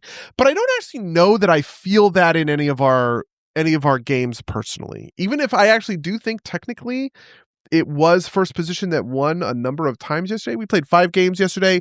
Yuna was a first game win, and my Quintorius was a first turn win, but the other ones were not. But like, how often are we playing at a level where I'm thinking to myself, wow, I can't believe Josh got to go first. It's the fact that he got to go first that won him the game. No, he got to win with that Yuna game because on turn 1, he soul ringed. On turn 2, he played ramp. On turn 3, he played ramp. On turn 4, he played ramp. And then he cast Bahamut. No, it was on turn 4, he played the Bahamut. So on turn 4, he cast a 9 mana spell. And it's just like, yes, when you get to 14 mana on turn 2, because you hit 4 pieces of ramp in a row, you just have an explosive win, and you could have done that from behind, and it wouldn't have mattered. Do you know what I mean? And I just sort of think that maybe we're not playing the decks where any of this stuff fucking like figures at all. I think I might try and start writing down like who wins out of what position with what deck, and maybe some notes about how they won, because I would be interested in looking at that kind of stuff. There's a part of me that's like, you know, do I want to start doing this to try and like make myself a better player? Because I have like, you know, I have noticed things at the table, and like I notice things about other players. You don't know if I noticed them as much about myself, just because I don't know if I'm as reflective. But like, something that comes to my mind quite a bit is I don't think Frank plays aggressive enough. Which is what, and I think he ends up like losing because he plays too defensive, and he like doesn't take the initiative. When he, I understand. Yeah, you play to not lose versus play to win. Exactly, right. And you know, sometimes he wins. So I'm not saying that like, you know, I think he's better or anything, but like that's the thing I noticed about Frank is he tends to play very conservatively, right? Out of the game until he like knows he has a thing to do. I actually think he would have won on that Solfim game at the very end if he had left you and me alive. I think that if I'm playing Solfim there, I realize that, you know, I'm there on Yuriko. I need low life totals to burn people out. So all I do is I set up a situation where as soon as Buddy connects with his ninjas, burns even just a couple of points. You know, like the differential there for Frank was 5 life. If Frank, I actually think it was technically 1 life. I think he could have dealt 1 additional damage. If Josh had lost 1 additional life, he would have lost the game to Frank there. And so what Frank needed to do was not burn you and I out of the game and just trust that I wasn't going to be able to kill him or really anybody else. Let that wave of damage go through, probably kill you on like my end step or something so that he immediately snaps to his turn and then uses that momentum to kill Josh, right? Which would have been a kind of off the wall but very aggressive play that would have been a game-winning play in my mind, right? So this is probably addressing what you're thinking about. Yeah, no, and I have like there are the things I specifically think about. There are moments when like he could like swing out with things, and he just doesn't, because he like the thing that kind of popped into my head is when he was playing Omnath and he didn't crack the Myriad. The Myriad landscape. Yeah, because he wanted to save it. I was like, no, you fucking take the ramp, right? Like, you know, who cares, right? If you miss the landfall triggers type of deal. That was exactly what I was thinking too. Not to pick on Frank too much, because I do think everybody has these kinds of, you know, like these kinds of plays and these kinds of moments. I think you and I did that where we were just, there was one game where we were just like, it was just kind of 1v1 between you and me. Like, I think if I had played that game better, I maybe would have won or something, but I was just sort of going along with this bit that, like, we were fighting each other. More than we were fighting the rest of the table. I think Josh also uses his removal in ways that I would consider inadvantageous. I think a lot of people have these kinds of, like, I don't know, flaws. Yeah. Like, I know I have, like, sometimes I don't read my cards close stuff. I also think that like something I need to get better at is like I think I dumped my hand a little too aggressively. Where like I need to play to like an eventual board wipe that I just never do. Like I've had a number of games where I've had like substantial board states. I've been a great place, and then someone drops a board wipe, and I just can't recover from it. Yeah. Because I don't have enough cards in hand. I don't have an engine to come back. But I would like to like write some of these things down so that I can like learn what's working and what's not working. Right? Like think about like part of it too is that like I realize that I am not great at keeping track of basically the board states of the person that isn't across. It depends, but like I usually end up focusing on like one or two people and like missing one or two people, right? Like I don't think I clocked that Josh had ramped so aggressively because he was catty corner to me, right? Like he's like the person that's like farthest from my thought space, and like maybe I should have played. He had a really good hand. I don't know if I would have been able to do anything, but that was like the thought in my head, right? Is like, I didn't follow what he was doing close enough to know that he was popping off and properly identify him. Like, ideally, I think I would identify the beatdown as they're becoming the beatdown instead of after they are obviously the beatdown, because at that point it's a little bit hard to deal with. Yeah, I definitely feel that. I feel like I've definitely been in that situation about 100,000 times. I think naturally, I complain to this to Rachel all the time, where I think that I draw sort of natural aggro. My theory is that it is because of the way that I play, like not so much the actual sort of cards, but I think that just my sort of almost like demeanor or something, like it kind of has nothing to do with the cards. It just has to do with like play style in general of sort of a direct like a direct playstyle kind of makes me feel more of a threat than I am. Because there are some places where I am just like, I am the worst person at this table, and people will be like, Buddy's the threat. You know what I mean? Like that Takesha game, I missed my third, fourth, and fifth land. I was 3 lands behind. Like there was no version of things where I was gonna really be anything kind of dangerous in that game. But I definitely attracted a lot of aggro for like, somebody who missed 3 out of 7, 6 or 7 land drops or whatever it was at the time. Yeah, I wonder how much like things I think about at the table are like, occasionally I will miss a Josh play because basically Josh hasn't totally explained like sometimes he'll explain his cards and sometimes he'll just be like, and here's a card, and not explain it, and then like a turn later he'll like turn that into like a giant combo and be like, oh, that was the thing. I've gotten legitimately pissed about this with Josh before. Because like there was a time, like, I don't know, there was one time where we were playing at my house and I had a piece of removal and I was sitting and watching his board state, ready to use it in order to like disrupt the power that he was sort of assembling. But I kind of got lost in the sauce a little bit. And by the time I tried to use the removal, he had played a defensive piece that I had just kind of missed. And I was like, God fucking damn it. You know what I mean? Like, I could have reacted. I could have responded. I would have put a Swords to Plowshares on the stack at the appropriate point to get past some of this stuff. But like, because now we're 6 plays later down the line, like whining all the way back. And I think at that time I was just like, you know what, fucking whatever, who cares? Let's just play another one kind of thing. But I have had that situation happen with Josh. I actually think Josh kind of has routinely kind of the most straightforwardly powerful decks in most situations where like, if you just kind of let Josh play solitaire, his deck is going to assemble the most powerful raw engine kind of most of the time is what I would say. I think that's right. I think Josh plays, like, I think Josh also plays a lot of like bide until I hit like, a win combo decks, right? Which is just kind of like, I think that's like a powerful kind of archetype in most pods, just because it's kind of like you don't appear to be a threat until you've won. This is actually a thing that like distraction makers would talk about at times, where it's kind of like, play kind of like the back foot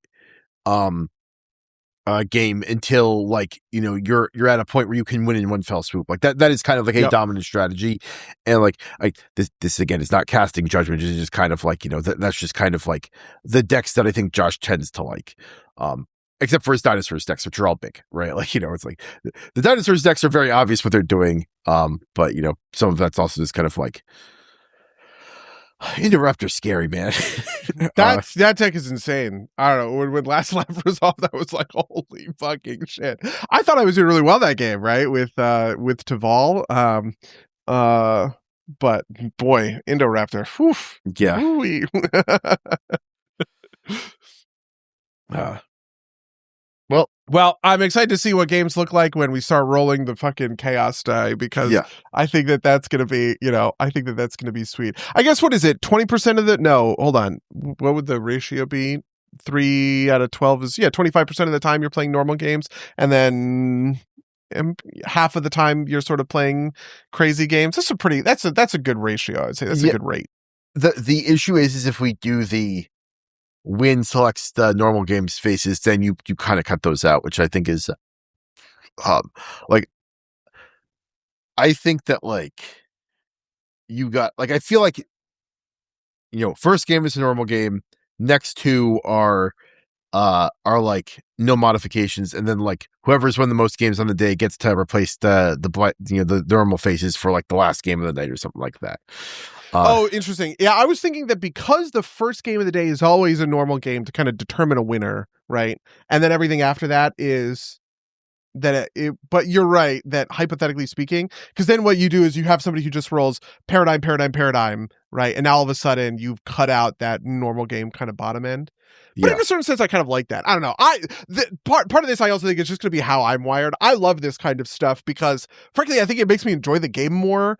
And this is counterintuitive, but when I lose to kind of wild bullshit, I kind of think that's cool more than I think that that's like lame. Like, I don't really feel like somebody stole a win. Like, let's say you paradigm into just like a really strong, you're playing a recursion deck and you paradigm into Zombify, and now every single turn you're fucking Zombifying, and you use that and take over the game. Like, I am more prone to celebrate somebody else's cool play for the win, kind of like what happened with Josh and Interraptor, to be honest with you, than I am to kind of get butthurt that like RNG kind of like fucked me, because it feels weirdly better to lose to RNG bullshit than to like lose on the face of it. Do you know what I mean? Like, I can't help that somebody got a sweet paradigm, but if I'm playing a normal game and I lose, that stings more because there was less RNG bullshit that I could kind of like blame the loss on. I'm kind of sensitive to weirdness fatigue, which is like, if you do the weird thing too often, it stops being special and it starts being like, like let's say, I win the first Commander game and I just do Immortal Jeff for the rest of the night, right? Like, that's like fun for the first game, okay for the second game, and probably a pain in the ass for like the third and the fourth games, right? Like, part of my thinking is that actually any one of these individual game types would be pretty rare. Like, if you think about it, the last time we played at your house, we played 4 games. Last night we played 5. So in the last 2 times that we played Magic, which were big full day Magic playing sessions, we played 9 total games. Well, we would have shaved 2 of those off, so we would have played 7 total, right, that are using the die. So half of the list we probably wouldn't touch. That's pretty reasonable. I think I would be okay with an addendum rule that says something like you can't roll 2 of the same in a night. Like, if you roll Immortal Jeff with Immortal Jeff, it's just a normal game, right? Do you know what I mean? Yeah. I would say, like, I feel like, actually, I think the better rule is if you win your own choice, then they revert to normal faces for the next roll. Yeah. Or actually, I think maybe I would like re-rolls better than normal faces. I think playing a normal game and then playing a weird game and then going back to a normal game, I would personally dislike. But maybe I'm wired differently than that. Yeah, I feel like I would want to play the cool wild stuff later on. I think, I don't know. There's a part of me that says that, like, that thinks that, like, you want a couple of normal games in there, like, or relatively normal games. Yeah, it's like, like yesterday, I knew I wanted to play Preston and I wanted to play Maryland at some points during the night, and I did. And I also felt like I maybe was going to play one of them again because I didn't feel like either of them really got off the ground before those games ended. And it's like, if we're playing weird rules the whole night, I don't know if I ever get to point where I get to actually like play the deck. And maybe they're the normal game, like the more normal modes in here are normal enough that it's not a huge deal. But that's just kind of my instinct, is like having the opportunity to kind of like play a normal game of Commander is a good thing. Like, if someone is bringing a new deck, I tend to not run Jeff, because I want the person to be able, like, Jeff stops you from doing your thing, right? And I want them to be able to at least like explore what they're doing with their thing. Like, I won't run Jeff against a new deck because I want them to be able to play their deck in the way that it's designed. Yeah, interesting. In a certain sense, I actually kind of want to say that the last game of the night should be the normal game rather than the first game of the night. Oh, it's like, you know what I mean? Palette cleanser. Well, in if I'm thinking about weirdness fatigue, the first game when I haven't played, that's when I'm sharp, I'm rip raring, ready to go, kind of thing. But after 5 hours of playing Commander, boy, do I want to do fucking plane chase? Maybe not. And maybe I would want to. I don't know. I think this is clearly us overthinking it, to be honest with you. But I think the other thing is we could all just kind of agree. You know what? We're gonna do last game of the night. No bullshit. Let's just do a straight up game of Commander. Yeah. Also, like the other part of this, we have to get the rest of the pod to buy into this, and I'm not convinced that, like, I could see us trying this one day and then like rolling some bullshit and and then like, like somebody else deciding that they never want to fucking do this again, right? Like, Yeah, I do kind of get that. I do kind of get that a little bit. I don't know. I'm of this sort of opinion.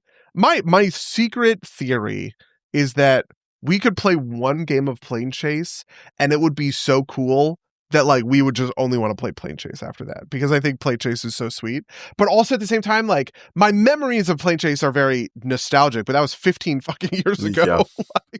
And also we were not playing Commander Plane Chase. We were just playing normal 60 card Plane Chase. It also like came with kind of pre-made decks, which we were sort of like playing out. It was sort of like a weird product. But like I could definitely see it kind of go either way, where like maybe we play Paradigm and it's so cool and fun, and people just, it's such a neat way to end the game, and you're rolling into these weird things, and oh my god, it's so funny, I'm going to lava axe every turn and I just keep hitting Josh in the face, and even though Josh is the worst person to hit, it's funny and it becomes a joke or whatever, and then all of a sudden we're like, let's just keep playing this, like we find like a fun game mode at the same time that we maybe go, you know what, the swords are a little too unwieldy, and the 3 mana to get a sword and then 2 mana to equip it just doesn't really like fit my thing, and do I even have a creature that can wear a sword effectively? Kind of no. It's like, like maybe we would just find that there are some duds in here and some bangers, and we can just kind of tune around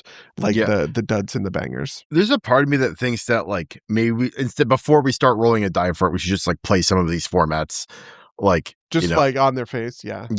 I think any of the more advanced ones, so it would be like Treasure Vault down, I would say those are the ones we would have to play, because people would have to kind of buy into the rule set, I would say. But like Monarch is easy, Chess Clock is kind of easy, like people would get it. I don't think there's any issue there. Even I don't know, I think I would want people to buy into Mana Rocks. I think that Chess Clock in particular would be like, I'd want to get buy-in for that, just because it like warps how you like, it's like we're like, because we were doing like an act. The point of this is not to punish long turns, or not to like punish people who take long turns. The point of this is to have like a game where you don't have a ton of time to think, as like an alternative thing, right? Like it's like feeling out how that feels, right? Like to see if everybody's okay with that, right? I think would be an interesting thing, right? Because like the point of the Chess Clock game is you are like thinking ahead and acting as fast as possible when it's your turn to go, rather than trying to and I think that's just like a different mindset, and like there's part of me that thinks that'd be interesting, but there's also part of me that could see that like, if I'm playing one of my more intricate decks and like I'm just like fucked because I can't think through the line, like, do I actually hate that or not? I would like to try that in kind of like in a controlled setting at some point, just to give it a shot. I would too. I also think that would be very like fun and interesting, but we'll just have to play it out and see. Yeah. Well, we've talked for an hour and 40 minutes, and we haven't even talked about our 3 weeks. That's true. You have anything in particular you wanna call out? I've been playing a lot of Mentabi. I've been playing a lot of Stellaris. What are the games I've been playing? Mentabi, Stellaris. I've been playing a little bit of World of Warcraft since the patch came out. I don't know. My sister's wedding really got in the way of some stuff. We were playing so much Heroes of the Storm, which I don't have much to say. Heroes of the Storm is fucking fun. MOBAs are fun. Heroes of the Storm is better than League of Legends. Like all of the stuff that I believe. I definitely felt myself towards the end though, like getting the salt again, where I was seeing certain heroes on the enemy team and going, fucking this guy. You know what I mean? And that's kind of when I felt like I knew I was getting to sort of the end of it. I did not accomplish my goal of beating the Diablo 4 campaign before the end of the season, which technically ends in 2 days, but I just know that I'm not going to have enough time between today and tomorrow and to finish things out. So I guess I'll do that like next season or whatever, because I still want to have the conversation about Diablo lore. Stellaris released a new DLC that's very cool called Nomads, where you don't play an individual empire, you play on what are called arc ships, which are big city ships that are neat and interesting. I actually played Stellaris before the release of the DLC, and I was playing Volcanoids, which was another DLC that had come out since I had played Stellaris last, and I was playing I can't remember what it was called. I was playing the Everflame Crusade, okay, and I was playing a crisis path where you become the crisis and you start lighting the galaxy on fire, which was awesome. Which was a lot of fun. I had a great time. You just start running around the galaxy, turning every star into a red giant, and then you have to go into the galactic core and set 6 specific stars to red giants to win the game by setting the whole galaxy on fire. Which I was like, this is sweet. This is awesome. And I basically just had the greatest time doing that. And anyway, and then I've just been playing Mentabi. So we announced our release date, which is on August 6th, and I now have a gold version of the game that has all of the true progression. I played a lot of Mentabi, but I had never actually gone through and leveled up all of the guys and played with all the different, sort of things or whatever, and it's just as addicting as Estrella, to be honest. I actually think I like it more than Estrella, maybe. It's very complex because you have 3... In Estrella, you have your 1 deck of dice, right? In Mentabi, you have your trainer, which is always on, right? And then you have two threes. So you can also get a 3rd Mentabi on the field if you want. You have 2 Mentabi that are on the field with you at all times. And the synergies are just so cool and so fun to sort of to play with. I love this fucking game, man. So, I don't know. That's the speed run. That's the speed run of all of the stuff that I've been doing recently. Yeah. So on my end, I've been playing a bunch of Marathon. Still been super enjoying it. I have not successfully extracted from Cryo this season yet, which I think says more about me than anything else. But I've been enjoying this kind of basically. It's interesting because they released a sponsored survival kit mode, or a survival mode, which is you have to bring a sponsored kit in, and you can only extract at the very end of the match. There's a final exfil. And this is supposed to be PvP light because you can get rooks in, but the reality is that the rooks never bother queuing up for it. Just because it's a rooks versus a team, right? And it's just not practical to actually defeat the team. And so since no one queues up for it, you can actually queue into it solo and with a sponsored kit and just kind of run around in kind of the same way that you could do with Arc Raiders. And it's a little bit different because technically there is the danger, and also it's harder to deal with the enemies in the enemies in Arc are very deadly, but also relatively easy to play around. A little bit harder to do in Marathon, but it has that kind of when I just feel not dealing with people, I will just load into a sponsored mode and exfil some trash and be happy with myself. But I'm very much enjoying that. I beat Titanium Court after. I don't want to spoil too much about it, but I these games all have 72,000 kind of different ways that you can interact with the system. And so I did some Googling around about it, and I don't want to spoil too much, but I think, but like basically the thing I will say is that the creator said he wants you to play the game once, get what you get out of it, and leave. And there is like some stuff in here that kind of pushes you towards not doing everything in the game. And I think that's very interesting. I thought it was a very cool game. I'm happy with my experience with it. And I'm respecting the author's wishes, and I have uninstalled the game post beating it once. Getting an ending that I was satisfied with. So I highly recommend Titanium Court to everybody. It is currently my front runner for Games as Art of the Year. It's still first half of the year, so who knows? But it's there. As a result of that, I have moved, and I've basically stopped playing WoW for the moment.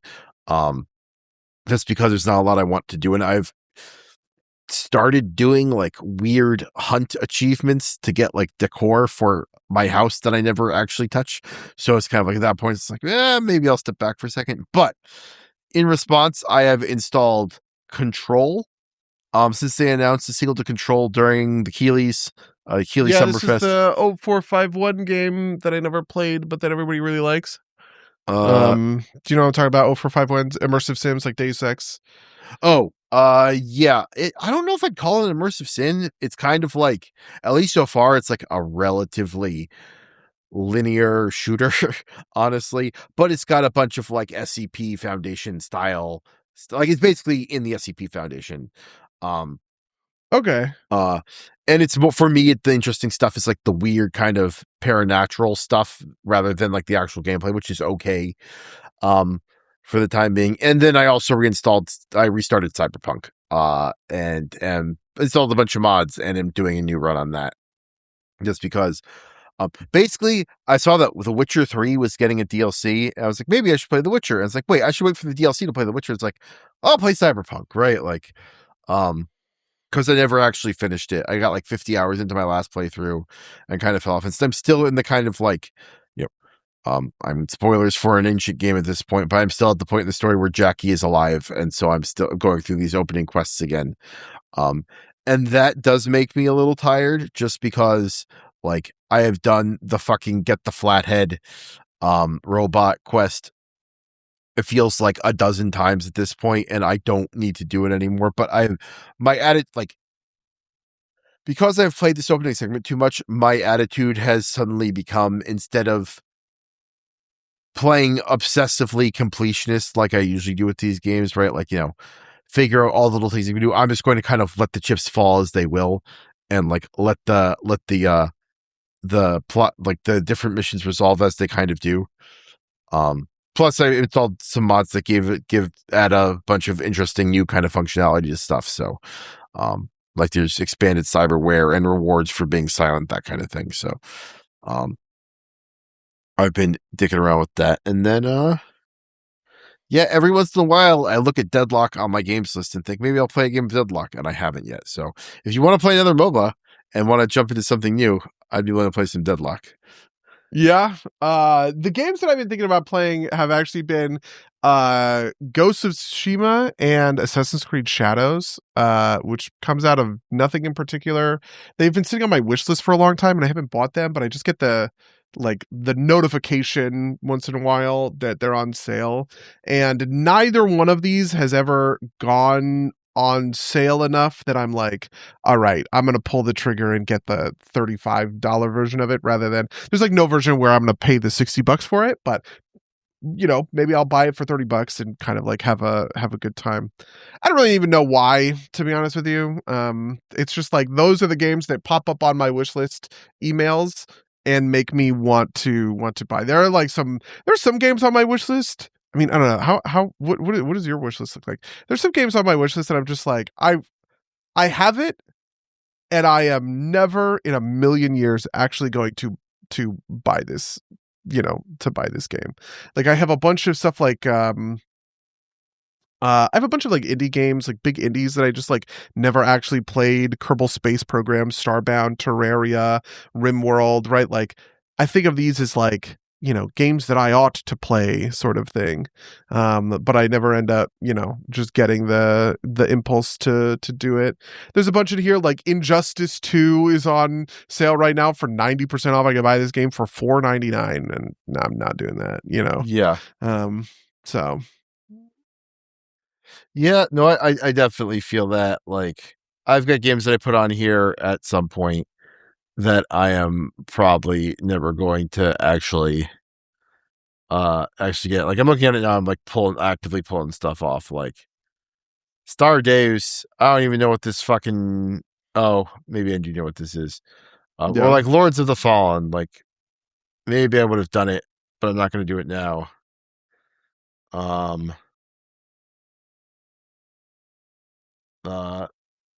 Mouse PI for Hire, I put it on a month ago when it came out because it looked interesting, but I'm never actually going to buy that type of deal.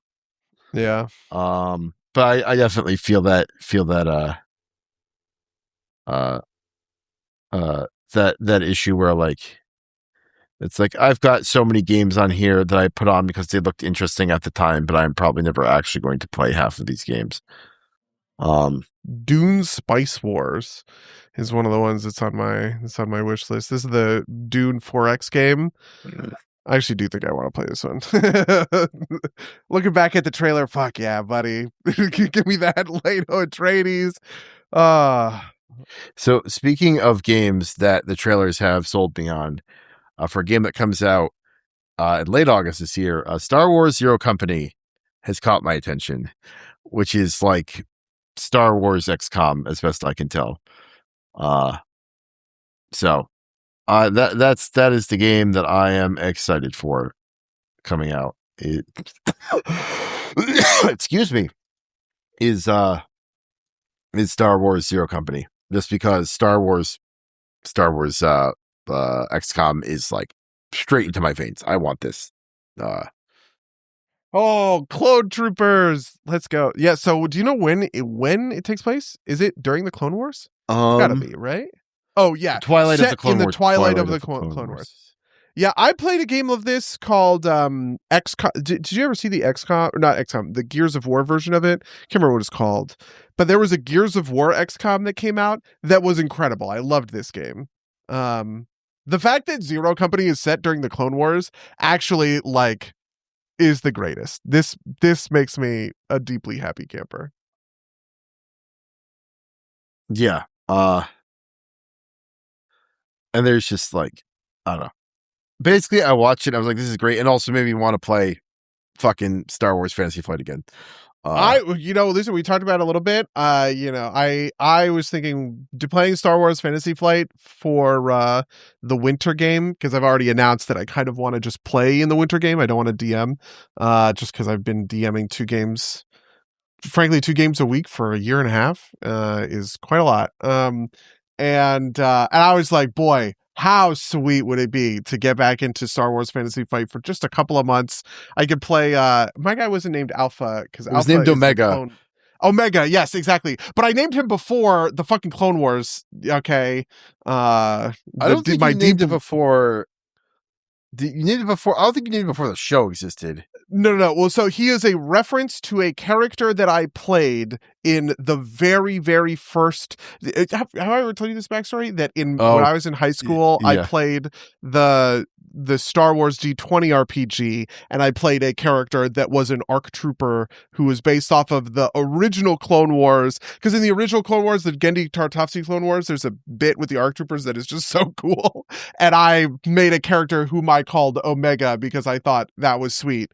And anyway, my Star Wars Fantasy Flight character that we played was a callback to that version of the character, obviously updated with, frankly, much better and more reasonable lore, because I was in high school.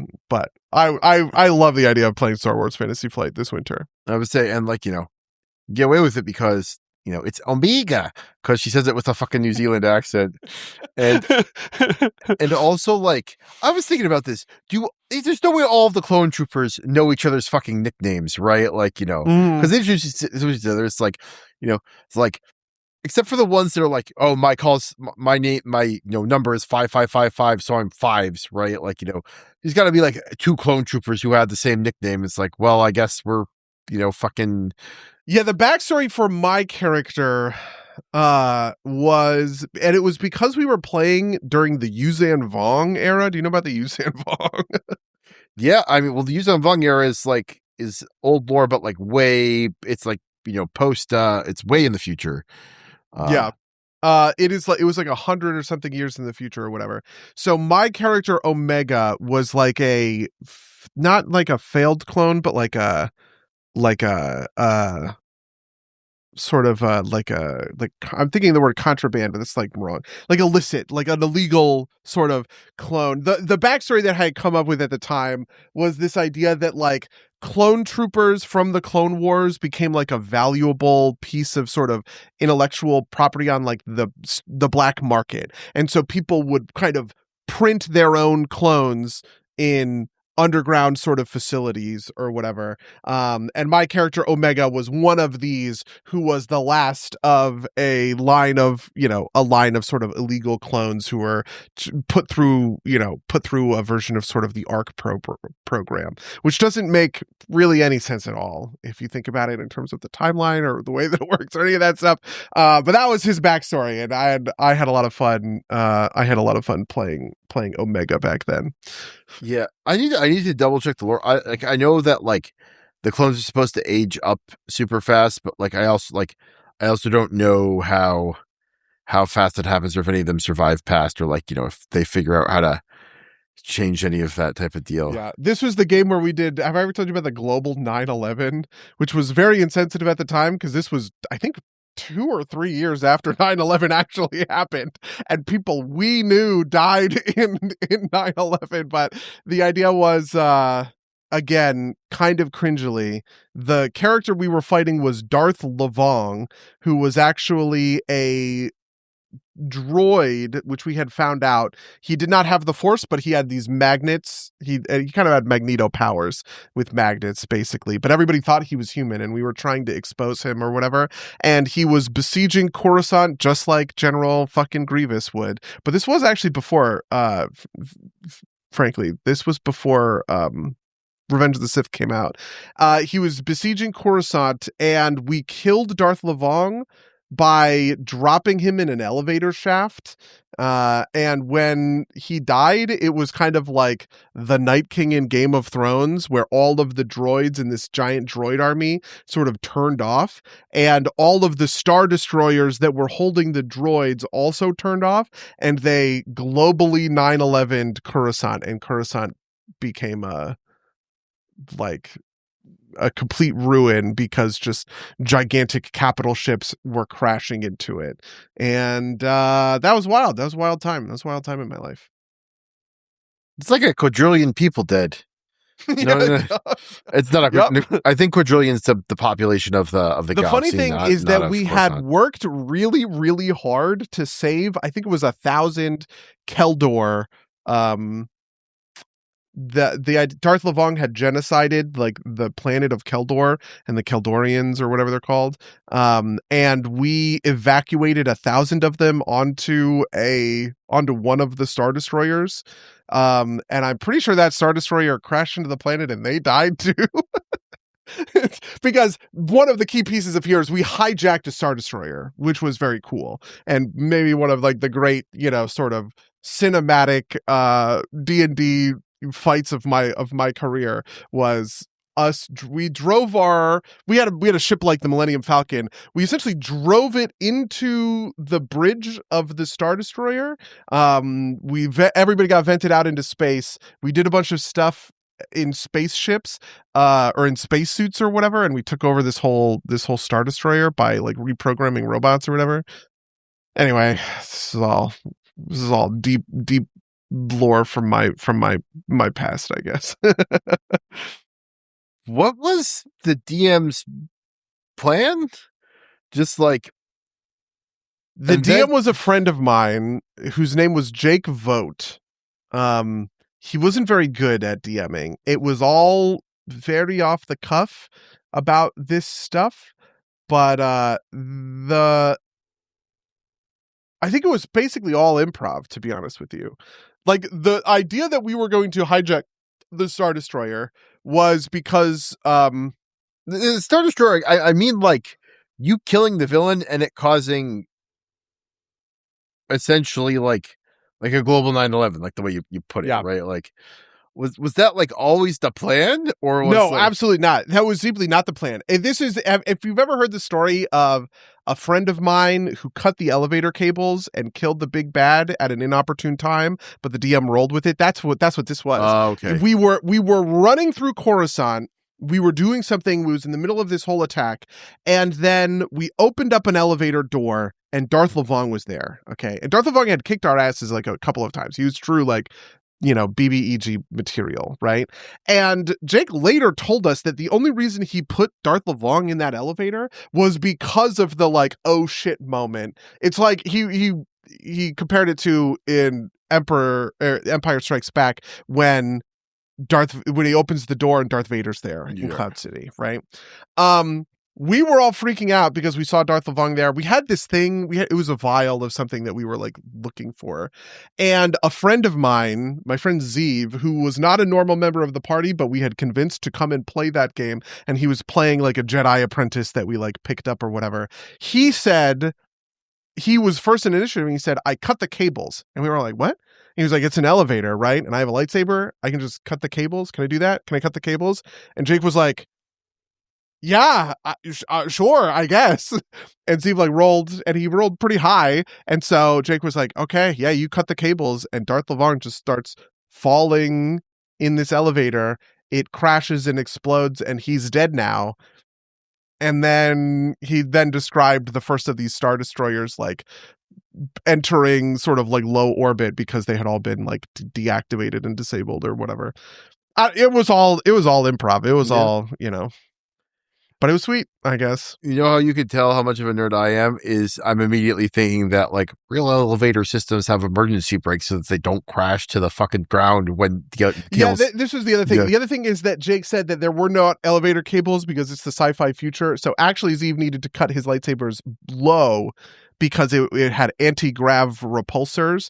And so he cut into the anti-grav repulsors with a swipe of his lightsaber.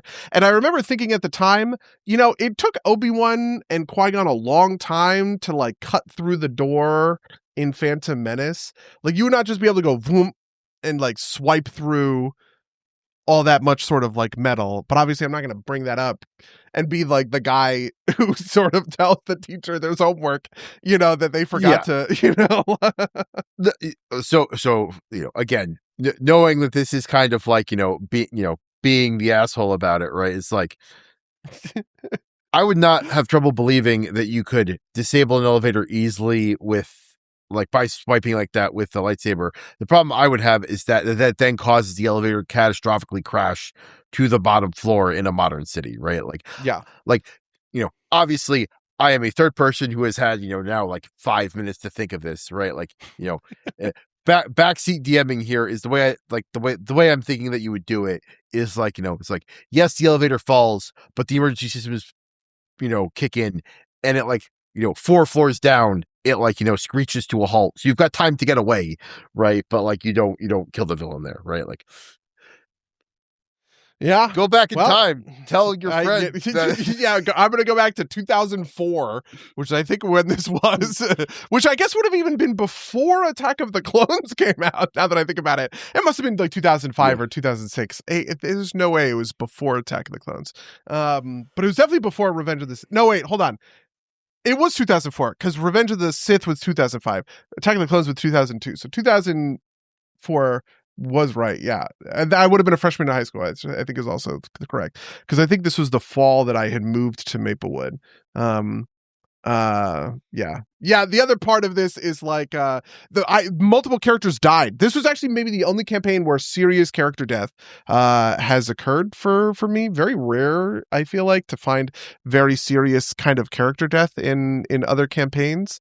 But my original character, who was a Jedi, died, and Max's original character, who was a Bothan tech specialist is what they were called, and we were best friends, of course, because we were best friends in real life, and you do that when you're playing D&D. And then he Especially rolled when this you're in new high school. character who's like a Zabrak whatever, like a Zabrak rogue or something, and he showed up on the scene, and I was like, oh my god, my best friend just died. Are you looking for a friend? He goes, yes. And then me and that new character became best friends. Anyway, wild, crazy times.